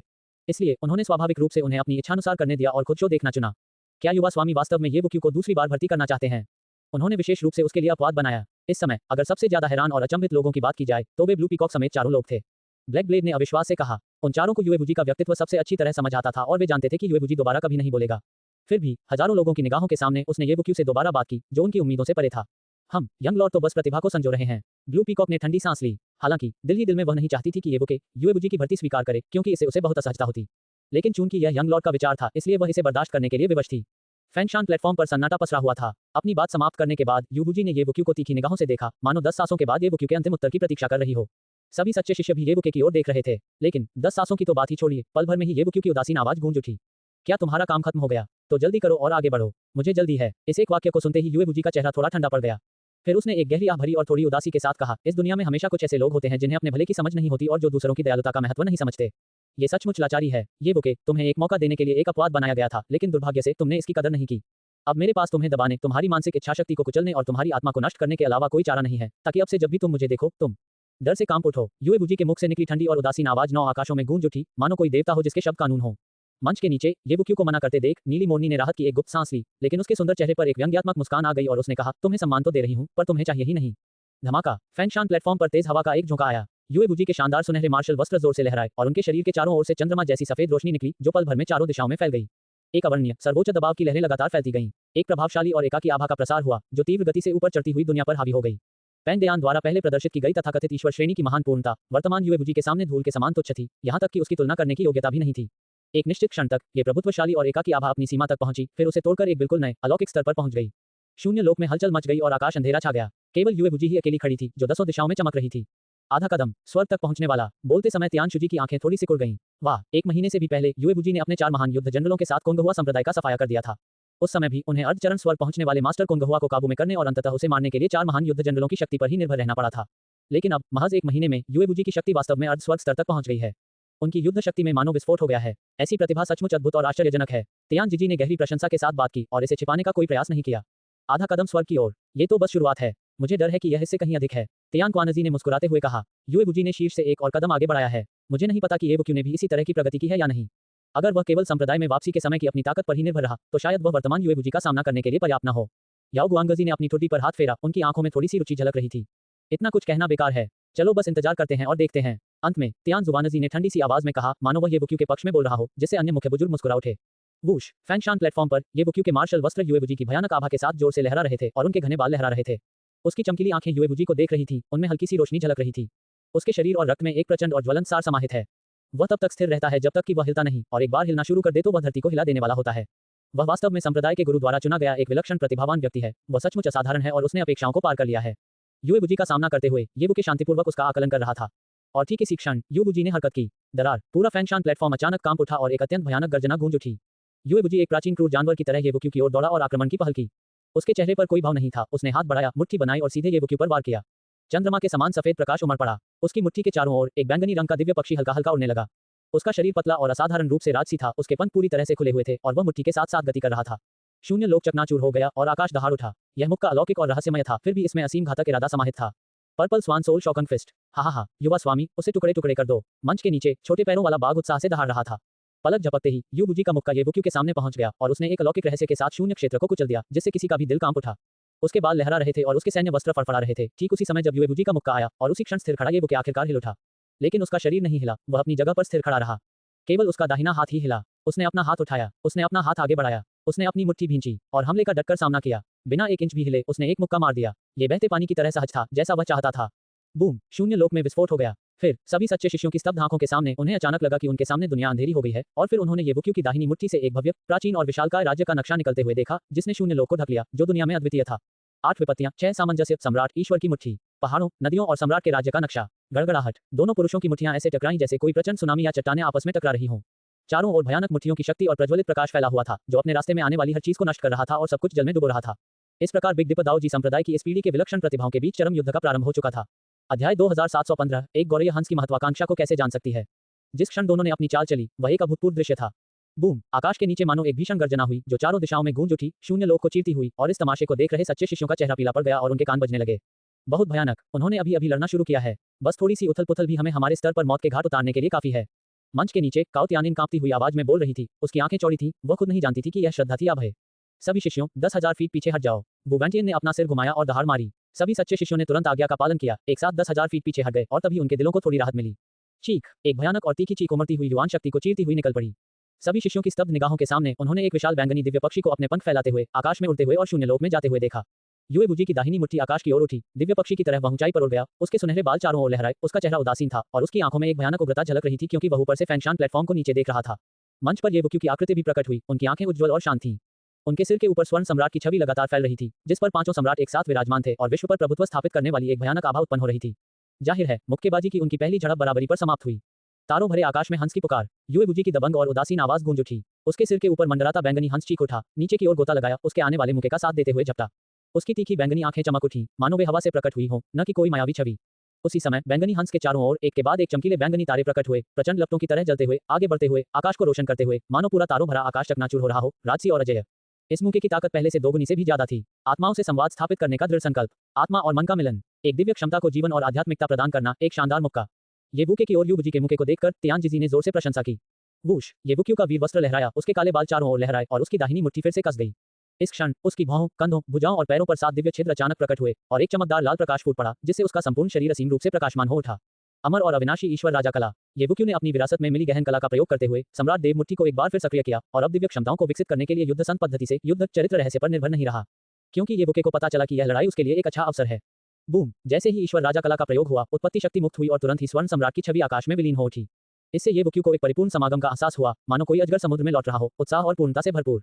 विश्व पर प्रभुत्व स्थापित करने का कितना शानदार इरादा है, विशाल और शक्तिशाली। इसमें प्राचीन सम्राटों की राजसी और हिंसक आभा भी समाहित है। तियान शुबांजी ने तियानजिजी की ओर एक नजर डाली और बिना किसी झिझक के येबुक्यू की प्रशंसा की। गड़गड़ाहट, धरती को हिला देने वाले विस्फोट ने एक बार फिर शून्य लोक को चीर दिया। युवान शक्ति का प्रज्वलन हुआ, मानो सूर्य, चंद्रमा, पर्वत और नदियां कांप रही हों। न केवल दाऊजी प्लाजा बल्कि संपूर्ण 8वां स्तर भी थोड़ा कांप उठा। धड़ाम, एक जोरदार धमाके के साथ बैंगनी हंस पीछे की ओर उड़ गया, इंच इंच करके चकनाचूर हो गया और सुनहरे सम्राट की छवि शून्य क्षेत्र में गिर गई और उसमें दरारें पड़ने लगीं। आपस में फिर भिड़ चुके दोनों ने एक दूसरे को धक्का देकर दूर कर दिया। युएबुजी आसमान में था और येबुके चबूतरे पर खड़ा था। दूर से एक दूसरे के सामने उनकी निगाहें एक दूसरे में खोई हुई थीं। आकाश और पृथ्वी के बीच सन्नाटा पसरा हुआ था। सभी सच्चे शिष्य ध्यान से देख रहे थे, उनकी सांसें थम सी गई थीं। अभी अभी हुए 2 साधारण से मुक्कों में युएबुजी और येबुके दोनों ने अविश्वसनीय रूप से भयानक युद्ध शक्ति का प्रदर्शन किया था, एक ऐसी दुर्जय शक्ति जो समान रैंक वालों को भी धूल चटाने में सक्षम थी। शाबाश येबुके, तुमने मुझे बिल्कुल निराश नहीं किया। मेरी सबसे बड़ी चिंता यही थी कि तुम मेरे हमलों का सामना नहीं कर पाओगे, लेकिन अब मैं थोड़ा आराम कर सकता हूँ। मेरे पर्पल स्वान स्टार्टल्स गॉडफिस्ट के सर्वोच्च गहन सत्य को ग्रहण करो। युएबुजी ने एक लंबी चीख निकाली और उसी क्षण उसकी आंखों से चमकदार बैंगनी प्रकाश निकला, मानो 2 बैंगनी दिव्य तलवारें शून्य क्षेत्र को चीर रही हों, पूरी तरह से प्रभुत्वशाली। वह आकाश में झिलमिला उठा और चंद्रमा के समान सफेद युवान शक्ति का प्रकाश प्रज्वलित हुआ, साथ ही ऊर्जा का प्रवाह भी तेज हो गया। वह सचमुच एक बैंगनी हंस में रूपांतरित हो गया, जिसका आकार हजारों फीट था और वह 9 आकाशों में विचरण करने लगा। उसके पंख दूर तक फैले हुए थे, मानो आकाश और सूर्य को ढक रहे हों। उसका पूरा शरीर बैंगनी सुनहरा था, चकाचौंध भरा और तेजस्वी। उसकी तीखी बैंगनी आंखों में एक भयानक इच्छाशक्ति झलक रही थी जो भविष्य को पलटने में सक्षम थी। मेरी इच्छाशक्ति आकाश जितनी ऊंची हो सकती है। मेरी इच्छाशक्ति अजय है। मेरी इच्छा को कोई भी चुनौती नहीं दे सकता। येबुके, तुम्हारी सोच संकीर्ण है, तुम उज्ज्वल भविष्य को नहीं देख सकते, तुम तो बस एक हास्यास्पद चिड़िया हो। अब मैं तुम्हें अपनी अजय इच्छाशक्ति का अनुभव कराऊंगा, मेरी अजय शक्ति का, जो प्राचीन काल से लेकर वर्तमान तक सभी शत्रुओं को भेदने के लिए पर्याप्त है। एक गौरैया को कैसे पता चलेगा एक हंस की महत्वाकांक्षा क्या होती है?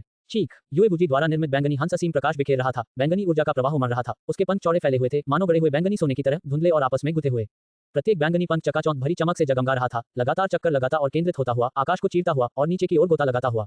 एक अटूट इच्छाशक्ति उबल रही थी, एक अजय मार्ग विकसित हो रहा था। आगे भले ही बहुत सारे दुश्मन हो, वे पूरी तरह से नष्ट हो जाएंगे, एक भी नहीं बचेगा।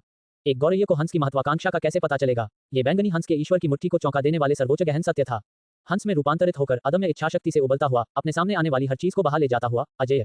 ये कहा जा सकता है कि मुक्केबाजी की तकनीकों और दिव्य क्षमताओं का ये समूह युएबुजी के सच्चे हृदय से पूरी तरह मेल खाता था, ठीक वैसे ही जैसे उनकी उस महत्वाकांक्षा से मेल खाता था जिसके बारे में उन्होंने कभी इस तारामंडल को जीतने और बिग दिपत दाऊजी संप्रदाय को इस तारामंडल के अधीन एकमात्र शासक बनाने की बात कही थी। केवल मुट्ठी और आत्मा के एक होने और दिव्य इरादे के पुनर्तः मिश्रित होने से ही परम शक्ति को उजागर किया जा सकता है। चटक चटक, सभी सच्चे शिष्यों की स्तब्ध निगाहों के नीचे उन्होंने देखा कि जहां भी बैंगनी हंस के पंख गुजरते थे, तीव्र ऊर्जा का प्रवाह होता था, यहां तक कि शून्य लोक भी नष्ट हो रहा था और धूल का एक कण भी चूर चूर हो रहा था। रहस्यमय उतार चढ़ाव बढ़ गए और एक घातक आभा आकाश में फैल गई। युवा स्वामी अजय हैं, एक ही मुक्के से येबुक्यू दब जाएंगे। नीले मोर ने उत्साह से चिल्लाया, उसका सुंदर चेहरा खुशी से लाल हो गया और वह खुशी से नाचने लगी। येबुक्यू द्वारा युवा स्वामी को how can a sparrow know the ambition of a swan का उपयोग करने के लिए मजबूर करना, जो कि बैंगनी हंस के सर्वोच्च गहन सत्य से प्रेरित है, भगवान की मुट्ठी को चौंका देता है, उसके लिए गर्व करने के लिए काफी है। ब्लैक ब्लेड ने भयावह मुस्कान बिखेरी। येबुक्यू को कुचलने के लिए इस मुक्के का उपयोग करने से उसे युवा स्वामी की अजय इच्छाशक्ति और उस शानदार, असीम रूप से उज्ज्वल भविष्य का अनुभव करने का मौका मिलेगा। ये लड़ाई खत्म हो गई। छोटे पैरों वाले बाघ की आंखें उत्साह से चमक उठीं। बैंगनी हंस की गति चरम पर पहुंच गई। उसने पूरे फैंगशान प्लेटफॉर्म को अपनी चपेट में ले लिया और गर्जना करते हुए नीचे उतर गया। दरार, स्वर्ग और पृथ्वी उलट गए, आकाश चकनाचूर हो गया और एक भव्य बैंगनी हंस ने अपने पंख फैलाए, अपने परम गहन सत्य को प्रकट करते हुए पूरे फैंगशान प्लेटफॉर्म पर फैल गया और सब कुछ अपने भीतर समा लिया। युएबुजी के एक मुक्के से ब्रह्मांड का अंत हो गया। क्या ये खत्म हो गया? तेंग कांगहो ने कर्कश स्वर में बोलते हुए बैंगनी प्रकाश में डूबे फैंगशान प्लेटफॉर्म को देखा, उसका दिमाग लगातार विचारों से गूंज रहा था। अध्याय 2716, बस इतना ही। ये तो भयानक है। युएबुजी हमारी कल्पना से 10 गुना नहीं, बल्कि 100 गुना अधिक भयानक है।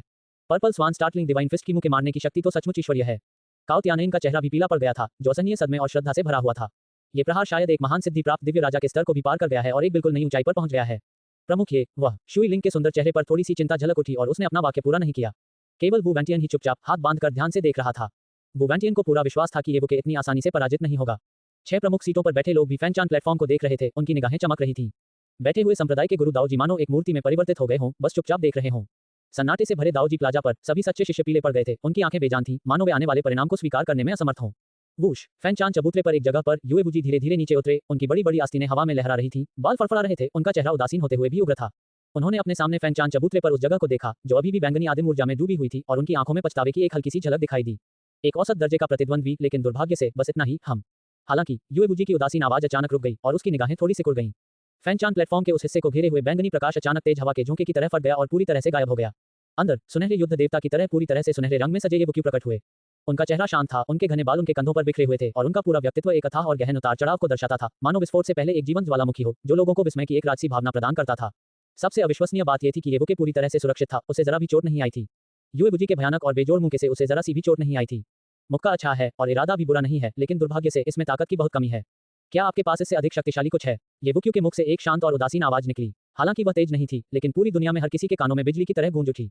फैनचान प्लेटफॉर्म पर युएबुजी के चेहरे से आखिरकार उदासीनता गायब हो गई और इस क्षण उसके चेहरे पर कुछ उदासी छा गई। प्लेटफॉर्म के नीचे लैनकोंग के और अन्य लोग, जिनके चेहरे पहले तो खुशी और उत्साह से भरे हुए थे, अब हक्का बक्का रह गए थे, उनके शरीर अकड़ गए थे और उनकी आंखों में एक ऐसा अविश्वास भरा हुआ था जिसका वर्णन करना कठिन था। नहीं, असंभव, युवा गुरु के एक मुंह से उसे जरा भी चोट कैसे नहीं आई? लानकोंग को अपने दिल में एक अवर्णनीय घुटन महसूस हुई। उसे यह बात स्वीकार करना भी मुश्किल लग रहा था, उसकी कल्पना में तो ये बुके को युएबुजी के मुंह से बुरी तरह दब जाना चाहिए था। धत्तेरी की, एक हादसा, बस एक हादसा, शायद छोटे मालिक बस उसके साथ थोड़ी देर और खेलना चाहते थे। हे रेन और बौने बाग के चेहरे शर्म से लाल हो गए, उनकी सांसें तेज हो गईं और वे दांत पीसते हुए बोले। लेकिन इस समय उनके लहजे में आत्मविश्वास की कमी आ गई थी, यहाँ तक कि थोड़ी सी घबराहट भी झलक रही थी। मुझे डर है कि ये बुके की ताकत कल्पना से कहीं अधिक है। कोंगी ने गहरी आवाज में थोड़ी हैरानी के साथ बात की, लेकिन उसने इसे सबसे जल्दी स्वीकार किया, शायद उसने इस बात का बहुत पहले ही अनुमान लगा लिया था। इस क्षण 6 प्रमुख पद हिल उठे। ये तो वाकई बहुत प्रभावशाली है, ये बुक्यू पूरी तरह से सुरक्षित है। कितनी अद्भुत और शक्तिशाली शारीरिक शक्ति है, मानो सोने का शरीर हो। युहेंगजी की खूबसूरत निगाहें ये बुक्यू के शरीर पर टिक गईं और उसने तुरंत मुद्दे की बात कही। ऐसा लगता है कि पिछले 7 दिनों में ये बुक्यू की शक्ति में और भी वृद्धि हुई है। बैंगनी आत्मा रहस्य क्षेत्र में जाना उसका व्यर्थ नहीं गया। तियानशुजी ने आह भरी और बोली, आगे का मुकाबला रोमांचक होने वाला है। अगर युएबुजी अपनी असली क्षमताओं का इस्तेमाल नहीं करता है, तो वह ये बुके का कुछ भी नहीं बिगाड़ पाएगा। तियान क्वानजी ने आशा से भरी मुस्कान के साथ कहा, हम देखते हैं क्या होता है। तियान शुवानजी ने ठंडी सी आवाज में नाक से कुड़ी, फिर भी उसमें गर्व की झलक थी, मानो वह ये बुक्यू के लिए खुश हो। फैनचान प्लेटफॉर्म पर ये बुक्यू सुनहरी रोशनी में नहाया हुआ था। बस वहीं खड़े रहने से ही वह एक भव्य आभा बिखेर रहा था, मानो कोई स्वर्णिम युद्ध देवता अवतरित होकर उतरा हो। अजय युएबुजी की छवि उसकी चमकदार आंखों में प्रतिबिंबित हो रही थी, लेकिन ये बुके को अपने दिल में एक हल्की सी हैरानी महसूस हुई। ये कहना ही होगा कि युएबुजी का व्यंग्य एक गौरव हंस की महत्वाकांक्षा को कैसे जान सकती है, वास्तव में शानदार था और इसने उन्हें थोड़ा आश्चर्यचकित भी कर दिया। वह बुलंद, अटूट उत्साह और प्रज्वलित महत्वाकांक्षा इस बात का प्रमाण थी कि युएबुजी ने इस दिव्य क्षमता को असाधारण स्तर तक विकसित किया था। उनकी आत्मा और मुट्ठी का इरादा पूरी तरह से एकीकृत था। हालांकि जैसा कि ये बुके ने कहा था, शक्ति की बहुत कमी थी। बस इतना ही था। सर्वोच्च दिव्य बीज की पूर्ण प्राप्ति के साथ ये बुक्यू अब एक और स्तर पर पहुंच गया था। आप बहुत अच्छी, तो चलिए आगे बढ़ते हैं। आप मेरे प्रतिद्वंदी बनने के योग्य हैं। एक जोरदार चीख के साथ युएबुजी अचानक भड़क उठा। एक प्रखर और भयंकर युद्ध भावना उमड़ पड़ी, मानो वह आकाश और पृथ्वी को भेद सकती हो। उसके पीछे एक धुंधली प्रकाश किरण प्रकट हुई, जो आकाश और पृथ्वी की ओर इशारा करती हुई लगातार चमक रही थी। क्लैंग, आकाश को चीरने में सक्षम एक तीव्र अजेय तलवार की ऊर्जा आकाश में प्रज्वलित हुई। युएबुजी के पीछे की प्रकाश किरण पल भर में चंद्रमा के समान सफेद तलवार के प्रकाश में परिवर्तित हो गई। सच्ची वन किंग दाव तलवार। अपने दाहिने हाथ से युएबुजी आकाश में उड़ गया, उसका पूरा अस्तित्व एक विशाल तलवार प्रकाश में बदल गया, जिससे अनंत तलवार ऊर्जा निकल रही थी। राजसी और अद्वितीय, विशाल और शक्तिशाली, शून्य को भेदते हुए ये बुक्यू की ओर वार कर रहा था। युएबुजी ने एक और दिव्य क्षमता, तलवार दाव की दिव्य क्षमता का प्रयोग किया। जैसे ही उसने वार किया, तलवार की ऊर्जा 9 आकाशों में फैल गई, तारों को चीरती हुई और चंद्रमा को चकनाचूर करती हुई, मानो कोई राजा अवतरित हो रहा हो, एक अकेली तलवार से ब्रह्मांड का नाश हो रहा हो। तलवार दाव दिव्य क्षमता, ये देखकर ये बुके की आंखें थोड़ी चमक उठी और उसके चेहरे पर मानो शिकार मिल गया हो, वैसी ही खुशी का भाव आ गया। एक ही विचार से उसके चारों ओर मौजूद 9 दिव्य छिद्रों से तुरंत लाल चमक निकलने लगी, जो चकाचौंध भरी और दिव्य शक्ति से परिपूर्ण थी। दिव्य छिद्रों के भीतर बैठे 9 दिव्य राजाओं ने शास्त्रों का पाठ किया और उसके बाद राजसी दिव्य ध्वनियां उत्पन्न हुई, जिन्होंने शून्य के आधे हिस्से को प्रकाशित कर दिया। दिव्य राजा तकनीक के प्रभाव से ये बुक्यू भी आकाश में आ गया और युएबुजी की आती हुई तलवार का सामना किया। उसके दाहिने हाथ ने भी तलवार की आकृति बनाई और उसकी उंगलियों के सिरे पर एक तेज रोशनी प्रकट हुई, जो बेहद चमकदार थी। महान ब्रह्मांडीय दिव्य तलवार। ये बुके ने तलवार से वार किया और तुरंत ही एक विशाल, प्राचीन और राजसी तलवार की शक्ति संघनित हो उठी। तलवार की रोशनी आसमान में फैल गई, मानो पूरा तारामंडल फट रहा हो। ईश्वरीय इच्छा विशाल और असीम थी। महान ब्रह्मांडीय दिव्य तलवार। ये बुक्यू ने दिव्य आह्वान विधि से एक और दिव्य क्षमता का उपयोग करते हुए तलवार से तलवार का मुकाबला किया और युएबुजी का सामना किया। क्लैंग क्लैंग, आकाश के ऊपर 2 तलवारनुमा प्रकाश मानो स्वर्ग के बाहर से उतरते हुए अपनी अपनी तीक्ष्णता और आत्माओं को लिए हुए पलक झपकते ही आपस में टकरा गए। पलक झपकते ही तलवारों की ऊर्जा लाखों फीट तक फैल गई। अनंत तलवारों की रोशनी झिलमिला उठी, मानो तैरते हुए अजगर हों, मानो दिव्य बाघ हों, मानो दिव्य फीनिक्स हों, मानो तारों को गिराते हुए धूल को नष्ट कर रहे हों। ये बुक्यू और युएबुजी की आकृतियां अब दिखाई नहीं दे रही थीं। वे अंतहीन तलवार ऊर्जा के केंद्र में खड़े थे, लगातार एक के बाद एक तलवार की रोशनी छोड़ते हुए बेतहाशा टकरा रहे थे। स्पष्टतः ट्रू वन किंग दाव स्वॉर्ड और ग्रेट यूनिवर्स डिवाइन स्वॉर्ड दोनों ही अतुलनीय रूप से शक्तिशाली तलवार दाव दिव्य क्षमताओं से युक्त थे और जब वे एक दूसरे से टकराए तो यह वास्तव में शानदार था। देखो, कोई घायल हो गया है। अचानक एक सच्चे शिष्य ने जोर से चिल्लाया। आकाश के ऊपर तलवारों की अंतहीन रोशनी के बीच अचानक खून के छींटे पड़े जो बेहद चमकदार थे। स्वर्ग और पृथ्वी पर हर कोई पल भर में हिल गया। किसे चोट लगी? असंख्य तलवारों की रोशनी गरज उठी, खून टपकने लगा, जिससे शून्य में खून के धब्बे लग गए और सभी का ध्यान अपनी ओर आकर्षित हो गया। लेकिन पल भर में वह खून तलवार की उमड़ती हुई ऊर्जा से मतकर गायब हो गया, मानो वह कभी अस्तित्व में ही न रहा हो। दो विशाल तलवारों की शक्ति तीव्र हो उठी, तलवारों की रोशनी चमक उठी और आकाश को भेद गई। आकाश में छाए बादल तुरंत नष्ट हो गए और आठवें लोक के आकाश में लटके छोटे तारे विलाप करने लगे, जैसे टोफू को आसानी से काट दिया गया हो। चिंगारियां उड़ती हुई शून्य में गिर गईं। एक तलवार का इरादा राजसी और अजेय था, वह अपने आप में सच्ची थी। हाथ में तलवार लिए जो भी उसका विरोध करता था उसे निर्दयता से मार डाला जाता था। दूसरी तलवार की शक्ति विशाल और प्राचीन थी, राजसी थी, जो ब्रह्मांड की 10 दिशाओं में ऊपर उठती हुई पूरे समय में व्याप्त थी। दोनों तलवारों की मंशाओं ने असीम तलवार प्रकाश उत्सर्जित किया, अथाह तलवार ऊर्जा बाहर निकाली, लगातार शून्य से जूझती रही, प्रत्येक प्रहार से शून्य में विस्फोट हो गया। क्लैंग, चिंगारियां उड़ी और अनगिनत तलवारों की रोशनी आपस में मिल गई, एक साथ भयंकर प्रहार करते हुए, मानो किसी तलवार ने असंख्य दुनियाओं को चीर दिया हो, एक विशाल अंधेरी दरार को खोल दिया हो जो पूरे 8वें क्षेत्र में व्याप्त हो गई हो। वूश वूश, अंधेरी दरार के दोनों ओर दो विशालकाय आकृतियां 10,000 फीट पीछे हट गईं, 9 आकाशों के ऊपर गर्व से खड़ी होकर दूर से एक दूसरे का सामना कर रही थीं। येबुके के बाल लहरा रहे थे, उसका बायां हाथ उसकी पीठ के पीछे था, उसका दाहिना हाथ तलवार की तरह नीचे की ओर तिरछा इशारा कर रहा था, उसका चेहरा शांत था, उसकी चमकदार आंखें गहरी थीं।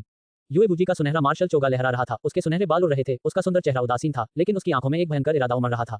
और उसकी दाहिनी बांह पर तलवार का एक भयानक निशान साफ दिखाई दे रहा था, चटक लाल रंग का।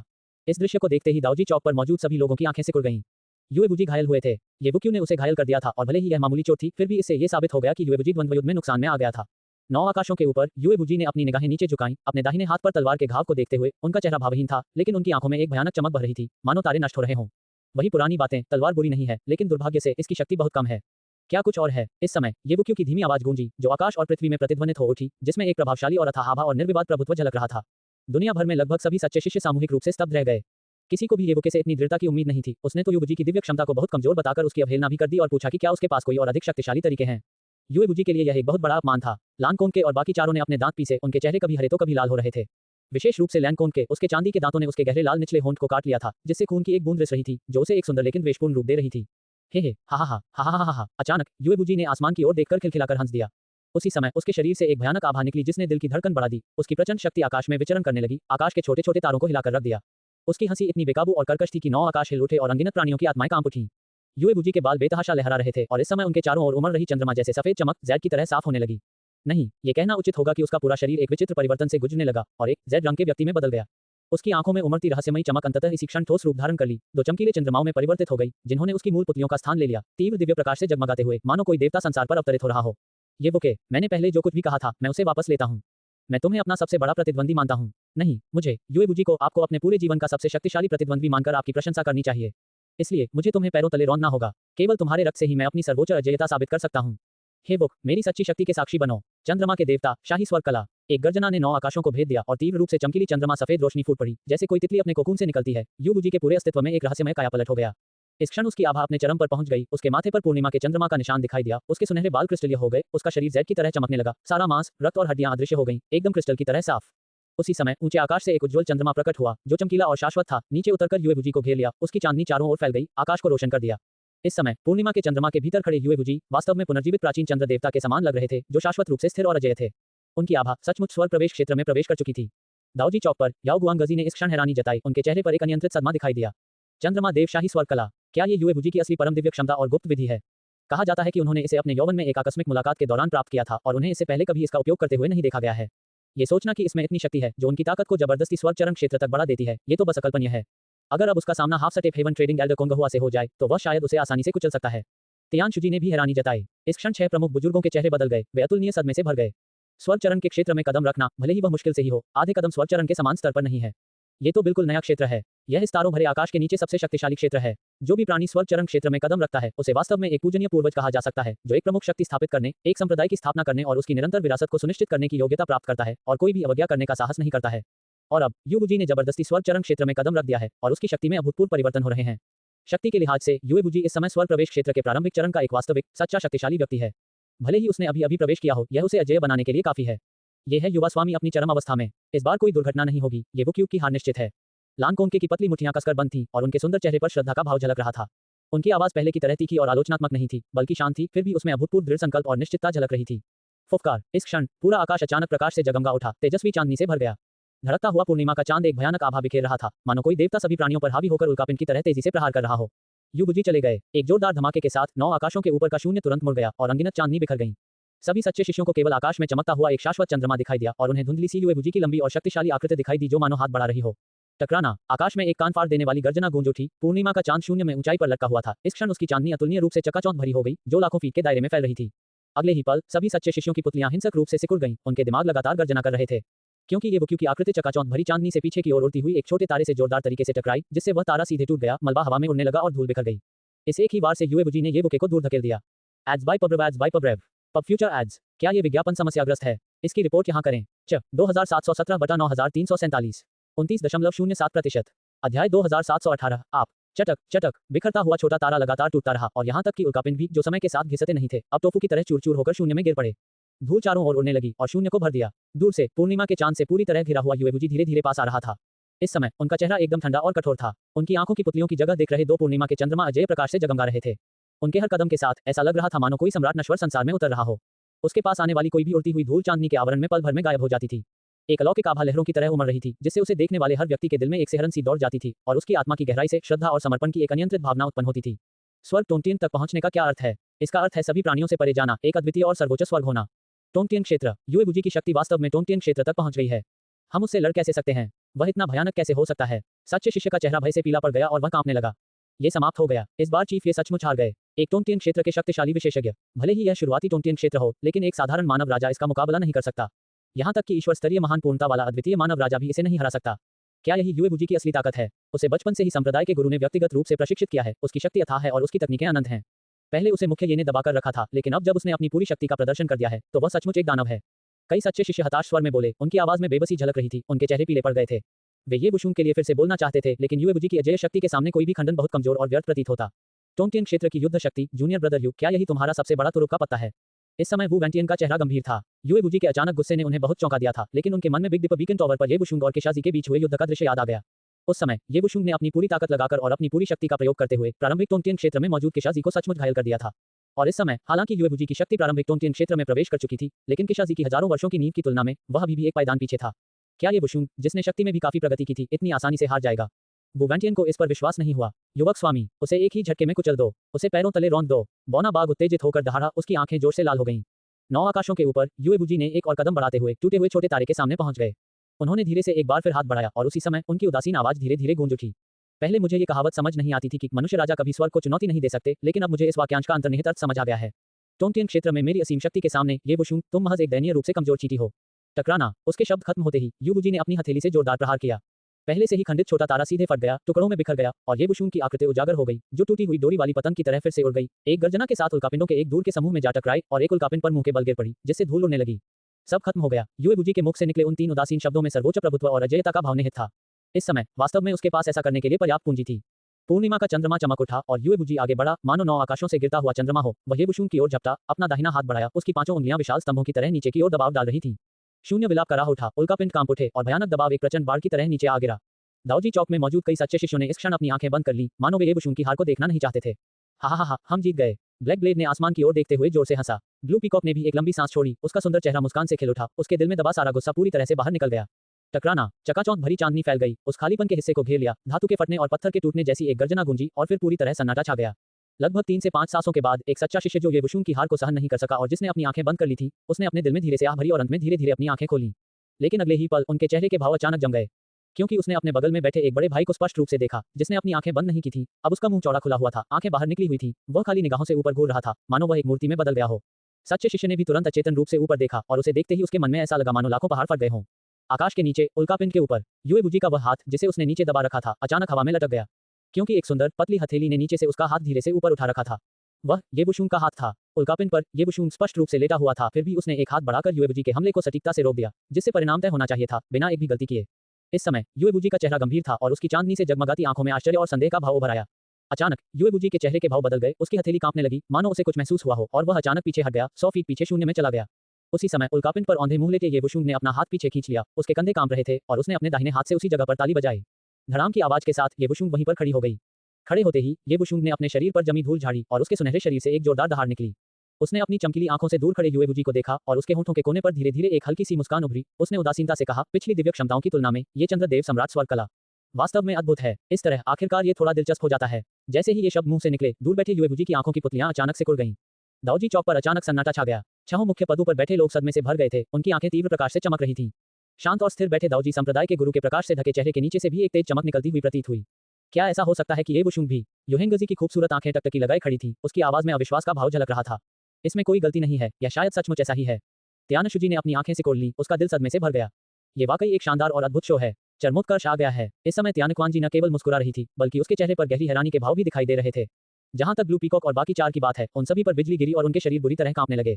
वो ऐसा कैसे कर सकता है? ब्लू पीकॉक पहले से ही बेसुध थी, उसका दिमाग पूरी तरह से अस्त व्यस्त था। शून्य के ऊपर युएबुजी ने ये वुशुंग को ध्यान से देखा, उसकी आंखों में आश्चर्य और संदेह और भी अधिक बढ़ गया। आप वूश! ये वुशुंग के चारों ओर अचानक एक धधकती हुई चांदी की लौ भड़क उठी, जो चमकदार और चकाचौंध भरी थी, मानो असीम क्रोध को समेटे हुए हो, सभी दिशाओं में फैल रही हो, उमड़ती और दहाड़ती हुई। ये वुशुंग के चारों ओर से दिव्य ध्वनियां और मंत्रोच्चार गूंज रहे थे। 9 दिव्य छिद्रों में स्थित 9 दिव्य राजाओं ने चमकीला लाल प्रकाश उत्सर्जित किया, जिससे ये वुशुंग एक राजसी सच्चे देवता की तरह प्रकाशित हो उठा। इस समय ये वुशुंग की आभा बेतहाशा बढ़ गई, और जैसे ही चांदी की लपटें जल उठी, ऐसा लगा मानो वे आकाश को चीर रही हों। भयंकर आग 9 आकाशों को जला रही है। ये वुशुंग ने समनिंग गॉड कैनन की इस गुप्त तकनीक का इस्तेमाल किया, और उसकी शक्ति तुरंत दोगुनी हो गई, जो एक बिल्कुल नए स्तर पर पहुंच गई। युएबुजी के वर्तमान स्तर के बराबर का स्तर। टोंग तियान इस समय ये वुशुंग की बढ़ती हुई आभा को महसूस करते हुए युएबुजी ने धीरे से ये 2 शब्द कहे, उसकी पलकें फड़कने लगी, और उसकी आंखों में चमकते चांद से एक भयानक रोशनी निकली। चलो भी। उसके सामने ये वुशुंग उदासीनता से बोल रही थी, चांदी की लपटें तेजी से जल रही थी, जो युएबुजी के चारों ओर की चांदनी से कहीं अधिक चमकदार थी। हालांकि युएबुजी अभी भी ये वुशुंग को ध्यान से देख रहा था, मानो वह ये वुशुंग की ताकत के अचानक प्रारंभिक टोंटियन क्षेत्र तक पहुंचने के असीम सदमे में डूबा हुआ हो।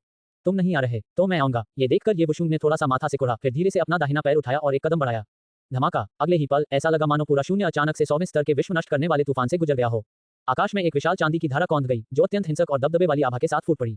उसकी गति पल भर की थी, और जहां भी वह गुजरी, शून्य धीरे धीरे चकनाचूर हो गया, गहरी दरारें फूट पड़ी, आकाश को निगलती हुई और धरती को नष्ट करती हुई। एक भयानक दृश्य, मानो दुनिया का अंत आ रहा हो, सीधे युएबुजी को निगलते हुए। अध्याय 2719 शून्य क्षेत्र को कुचलना। इस अचानक और भयावह दृश्य को देखकर दाओजी प्लाजा पर मौजूद कई सच्चे शिष्य भय से कांप उठे। उन्हें कुछ भी स्पष्ट दिखाई नहीं दे रहा था, बस उनका सिर चकरा रहा था और उनकी आंखें कांप रही थीं। बुगांटियन के चेहरे पर इस समय उत्साह की झलक दिखाई दे रही थी। 6 प्रमुख शिष्यों ने अपनी आंखें चौड़ी कर लीं और इस समय ये वुक्यू की गतिविधियों को देखने की बेताब कोशिश करने लगे। केवल उनके स्तर के लोग ही शून्य लोक के ऊपर घटित हो रहे दृश्य की एक झलक मुश्किल से देख पा रहे थे। एक पैर वु वांशिन, तांग यू और कोंगसू जो देख सकते थे, वह ये वुक्यू का दाहिना पैर था, जो इस समय युएबुजी की ओर जोरदार ढंग से पटक रहा था। शून्य लोक को भेदती हुई विशाल चांदी जैसी ऊर्जा की धारा इस पैर से ऐसे फैल रही थी मानो सैकड़ों तारे इसके चारों ओर लिपटे हों।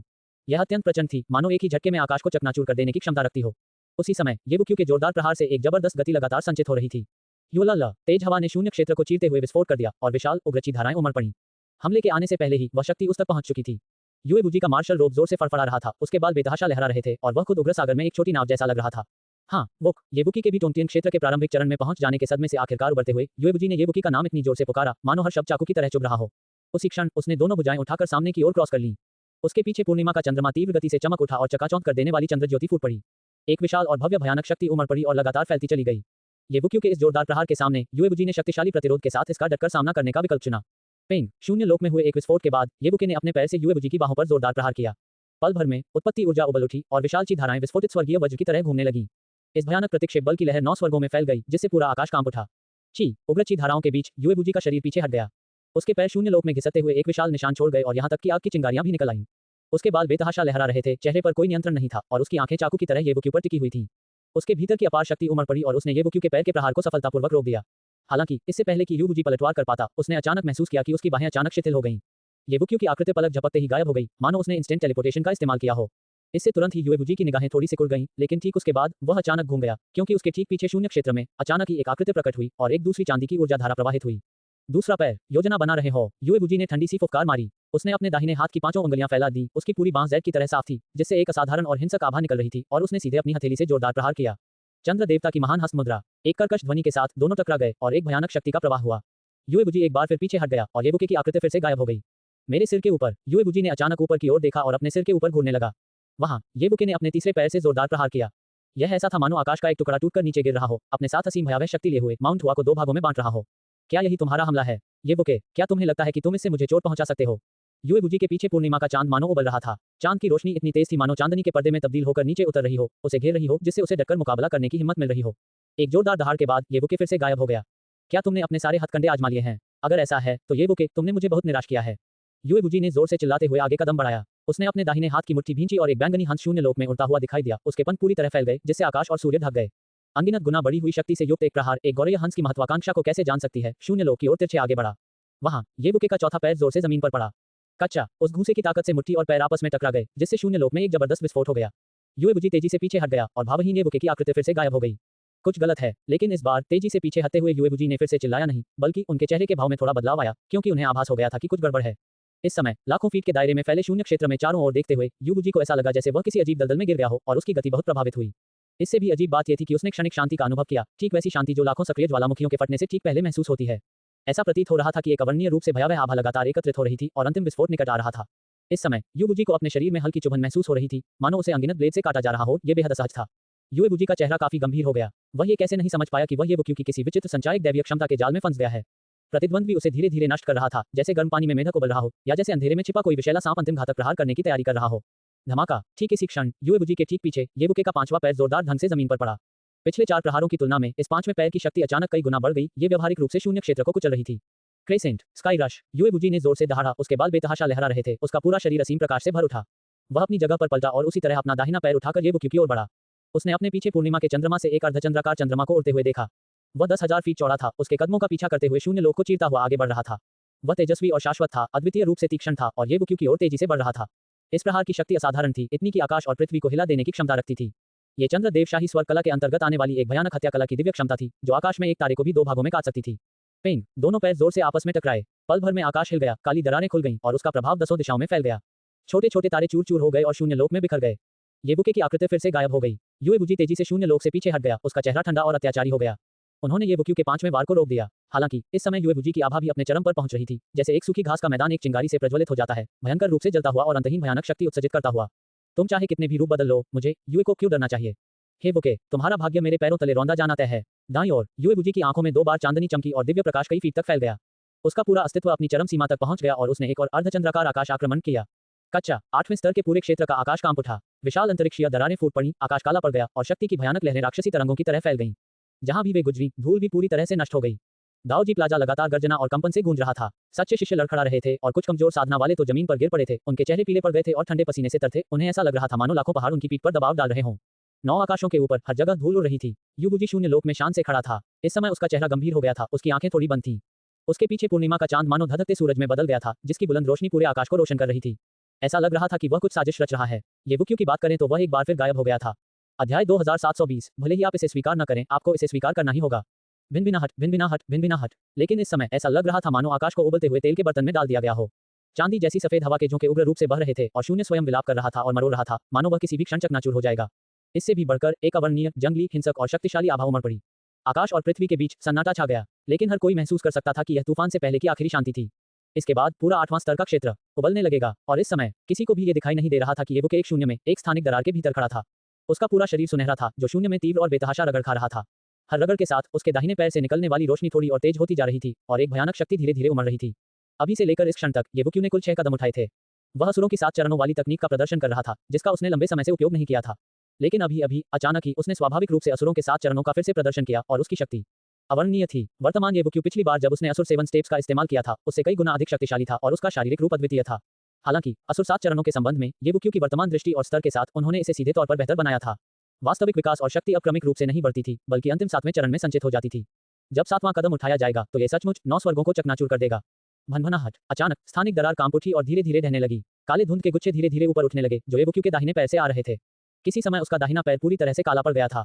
सटीक कहें तो यह एक ब्लैक होल में परिवर्तित हो गया था। काला कोहरा लगातार फैलता रहा, अपने रास्ते में आने वाली हर चीज को निगलता गया, सब कुछ नष्ट करता गया, यहाँ तक कि सूर्य और चंद्रमा को भी वश में करने में सक्षम था। इतनी शक्ति पाकर मैं थोड़ा उत्साहित हूँ। अपने दाहिने पैर को देखते हुए, जो एक ब्लैक होल में बदल गया था, और उसमें समाहित प्रचंड शक्ति को महसूस करते हुए येबुक्यू के होठों पर हल्की सी मुस्कान आ गई। उसके दिल में एक सूक्ष्म आश्चर्य भर गया और फिर उसने अंतरिक्षीय दरार के पार ऊपर देखा, जहां उसे उतने ही असीम रूप से प्रतिभाशाली युएबुजी दिखाई दिए। तो चलिए इसे आजमाते हैं। धमाका। दाऊजी चौक के ऊपर सभी सच्चे शिष्यों ने अचानक अपने कानों में कंपन महसूस किया, फिर उनकी आवाज चली गई, उनके सिर में भनभनाहट होने लगी, उन्हें चक्कर आने लगे और वे दिशाहीन हो गए। क्योंकि 9 स्वर्गों में उन्होंने अचानक एक ब्लैक होल को शून्यता की गहराइयों से बाहर निकलते हुए देखा। यह एक पैर था, लेकिन यह एक ब्लैक होल में बदल गया था, जो लगातार फैलता जा रहा था, पल भर में स्वझांक के आकार तक पहुंच गया और सीधे युएबुजी की ओर बढ़ रहा था। असुर के 7 कदम, 7वां कदम, स्विश। इसी क्षण युएबुजी, जिसने अपनी आंखें बंद कर रखी थी, अचानक उन्हें खोल दिया। उसकी पुतलियों का सफेद भाग गायब हो गया था और वे पूरी तरह से 2 चमकदार चंद्रमाओं में बदल गई थी। येबुके, मैं तो अभी से बेचैन हो रहा हूँ। तुम्हें हरा देंगे, चंद्रमा के देवता, 9 आकाशों को चकनाचूर कर दो। युएबुजी दहाड़ उठा, उसका निर्मल शरीर असीम प्रकाश बिखेर रहा था। उसके पीछे पूर्णिमा का चंद्रमा धीरे धीरे उदय हुआ, मानो मनुष्य और चंद्रमा एक हो गए हों, चमकीला और शाश्वत चंद्र प्रकाश बिखेरते हुए 9 आकाशों की ओर अग्रसर हो रहे हों, जिससे शांति और स्पष्टता का एहसास हो रहा हो। गड़गड़ाहट। लेकिन अगले ही पल ये चमकीला चांद सीधे येबुक्यू की ओर तेजी से बढ़ा। जहां भी यह गुजरा, शून्य जोरदार धमाकों से गूंज उठा, मानो महान दाव की गर्जना हो, अनंत चमक से जगमगा रहा हो। एक शक्ति 10 शक्तियों पर विजय प्राप्त कर सकती है। ये चंद्रदेव सम्राट स्वर्ग कला का सर्वोत्कृष्ट घातक आक्रमण था। चटक चटक सभी सच्चे शिष्यों की निगाहों के सामने आकाश में ऊंचाई पर एक ब्लैक होल और एक पूर्णिमा का चंद्रमा तेजी से एक दूसरे की ओर बढ़ रहे थे, फिर आपस में टकरा गए। भीषण टक्कर हुई। अचानक कान फाड़ देने वाली गर्जनाएं गूंज उठी, अनगिनत रोशनी चमक उठी, काला कोहरा और तेज चांदनी आपस में गुंथ गईं, लगातार फैलती रहीं और पूरे आकाश को अपनी चपेट में ले लिया। भयानक शक्ति ने तारों को चकनाचूर कर दिया, उल्कापिंडों को नष्ट कर दिया, धूल ने जंगल को भर दिया, अंतरिक्षीय दरारें उबलने लगी और कुछ भी दिखाई नहीं दे रहा था। कौन जीता और कौन हारा? सबकी आंखें फटी रह गईं। एक निश्चित क्षण तक फुफकार, अचानक उमड़ता हुआ मौलिक ऊर्जा का पर्दा फट गया, जिससे खून से लथपथ एक आकृति प्रकट हुई, जो तीव्र अनिच्छा से भरी हुई थी, शून्य से गिरती हुई, टूटी हुई डोर वाली पतंग की तरह फैनचान प्लेटफॉर्म की ओर भारी गति से जा गिरी। नहीं, तभी लैंकोंके से अविश्वास से भरी एक तीखी, कर्कश दहाड़ सुनाई दी। टकराना, रक्त से लथपथ आकृति धड़ाम से फैनचान प्लेटफॉर्म पर गिरी और वह कोई और नहीं बल्कि युएबुजी थी। पफ, उसके मुंह से ताजा खून का फव्वारा निकला। युएबुजी का चेहरा पहले से ही पीला पड़ चुका था। उसने उठने की कोशिश की, लेकिन वह केवल आधा घुटने टेक कर ही बैठा रह सका। वूश, इस समय 9 स्वर्गों के ऊपर से येबुक्यू की लंबी और पतली आकृति धीरे धीरे सीढ़ियों से उतरती हुई प्रतीत हुई। उसका चेहरा शांत था, उसके बाल लहरा रहे थे, उसका पूरा शरीर चांदी की लपटों से जल रहा था, शानदार और शाश्वत। इस दृश्य की उपस्थिति ही परिणाम को स्पष्ट करने के लिए पर्याप्त थी।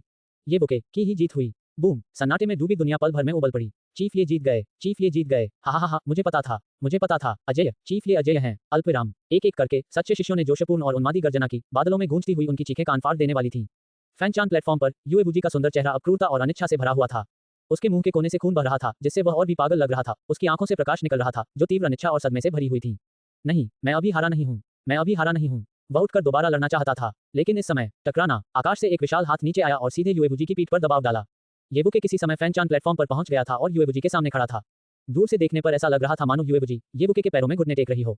येबुके, लड़ाई अभी खत्म नहीं हुई है, तुमने मुझे पूरी तरह से पराजित नहीं किया है। युएबुजी दहाड़ा, उसका पूरा शरीर आग की तरह चमकीली चंद्रमा जैसी सफेद रोशनी से घिरा हुआ था और वह धीमी गुर्राहट में बोला। उसने बुरी तरह से संघर्ष किया, लेकिन उसकी पीठ पर दबाव डालने वाले हाथ में अपार शक्ति थी, जो उसे इतनी जोर से नीचे दबा रही थी कि वह अपना सिर तक नहीं उठा पा रहा था। उठना तो दूर की बात थी। क्या आप आश्वस्त नहीं हैं? येबुके ने एक हाथ से युएबुजी को दबाया, उसकी चमकती आंखें नीचे की ओर देख रही थीं और वह धीमी आवाज में बोला, मुझे यकीन नहीं है। युएबुजी दहाड़ उठा, बुरी तरह कांप रहा था, मानो येबुके अपना संतुलन खोने ही वाला हो। हालांकि येबुक्यू का दाहिना हाथ स्थिर रहा और फिर एक जोरदार नीचे की ओर दबाव के साथ युएबुजी ने जमकर संघर्ष किया, बेतहाशा विरोध किया। उसके चेहरे की नसें फूल गईं, लेकिन उसकी पीठ पर दबाव डालने वाले हाथ से निकलने वाली शक्ति ने उसके भीतर की सारी मौलिक ऊर्जा, सारा सार, ची और आत्मा को कुचल दिया। टकराना, युएबुजी की लाल और घबराई हुई आंखों के सामने येबुके ने उसे सीधे जमीन पर पटक दिया, सिर नीचे, चेहरा जमीन की ओर, और वह फिर से जोर से फैनचान प्लेटफॉर्म पर जा गिरा। ताजा खून का एक और बड़ा घूंट निकला, जिससे फैनचान प्लेटफॉर्म खून से सन गया, मानो उसे लाखों ऊंची चोटियों ने कुचल दिया हो और वह रेंगने में भी असमर्थ हो। चाहे आप आश्वस्त हो या न हो, आप आश्वस्त होंगे ही। येबुक्यू के मुख से एक शांत लेकिन शक्तिशाली आवाज निकली, जो 9 आकाशों में गूंज उठी। आहा, युएबुजी ने अनिच्छापूर्वक और बेतहाशा दहाड़ मारी, क्रोध उसके हृदय में उमड़ रहा था। अत्यधिक कांपने के बाद उसकी दृष्टि अचानक धुंधली हो गई और वह सीधे बेहोश हो गया। फैनचान प्लेटफॉर्म पर येबुके अकेले खड़े थे, उनका दाहिना हाथ नीचे दबा हुआ था, बायां हाथ उनकी पीठ के पीछे था, उनका चेहरा भावहीन था, उनकी आंखें गहरी थीं, उनके बाल लहरा रहे थे। युएबुजी उसके पैरों के पास पड़ा था, उसकी मुट्ठियां कसकर भींची हुई थीं, फिर भी वह हिल नहीं पा रहा था, खून से जमीन सन गई थी। आकाश और पृथ्वी के बीच सन्नाटा छा गया। इस समय बेहोश युएबुजी की पृष्ठभूमि में येबुके एक देवता या दानव की तरह राजसी और अजय प्रतीत हो रहा था।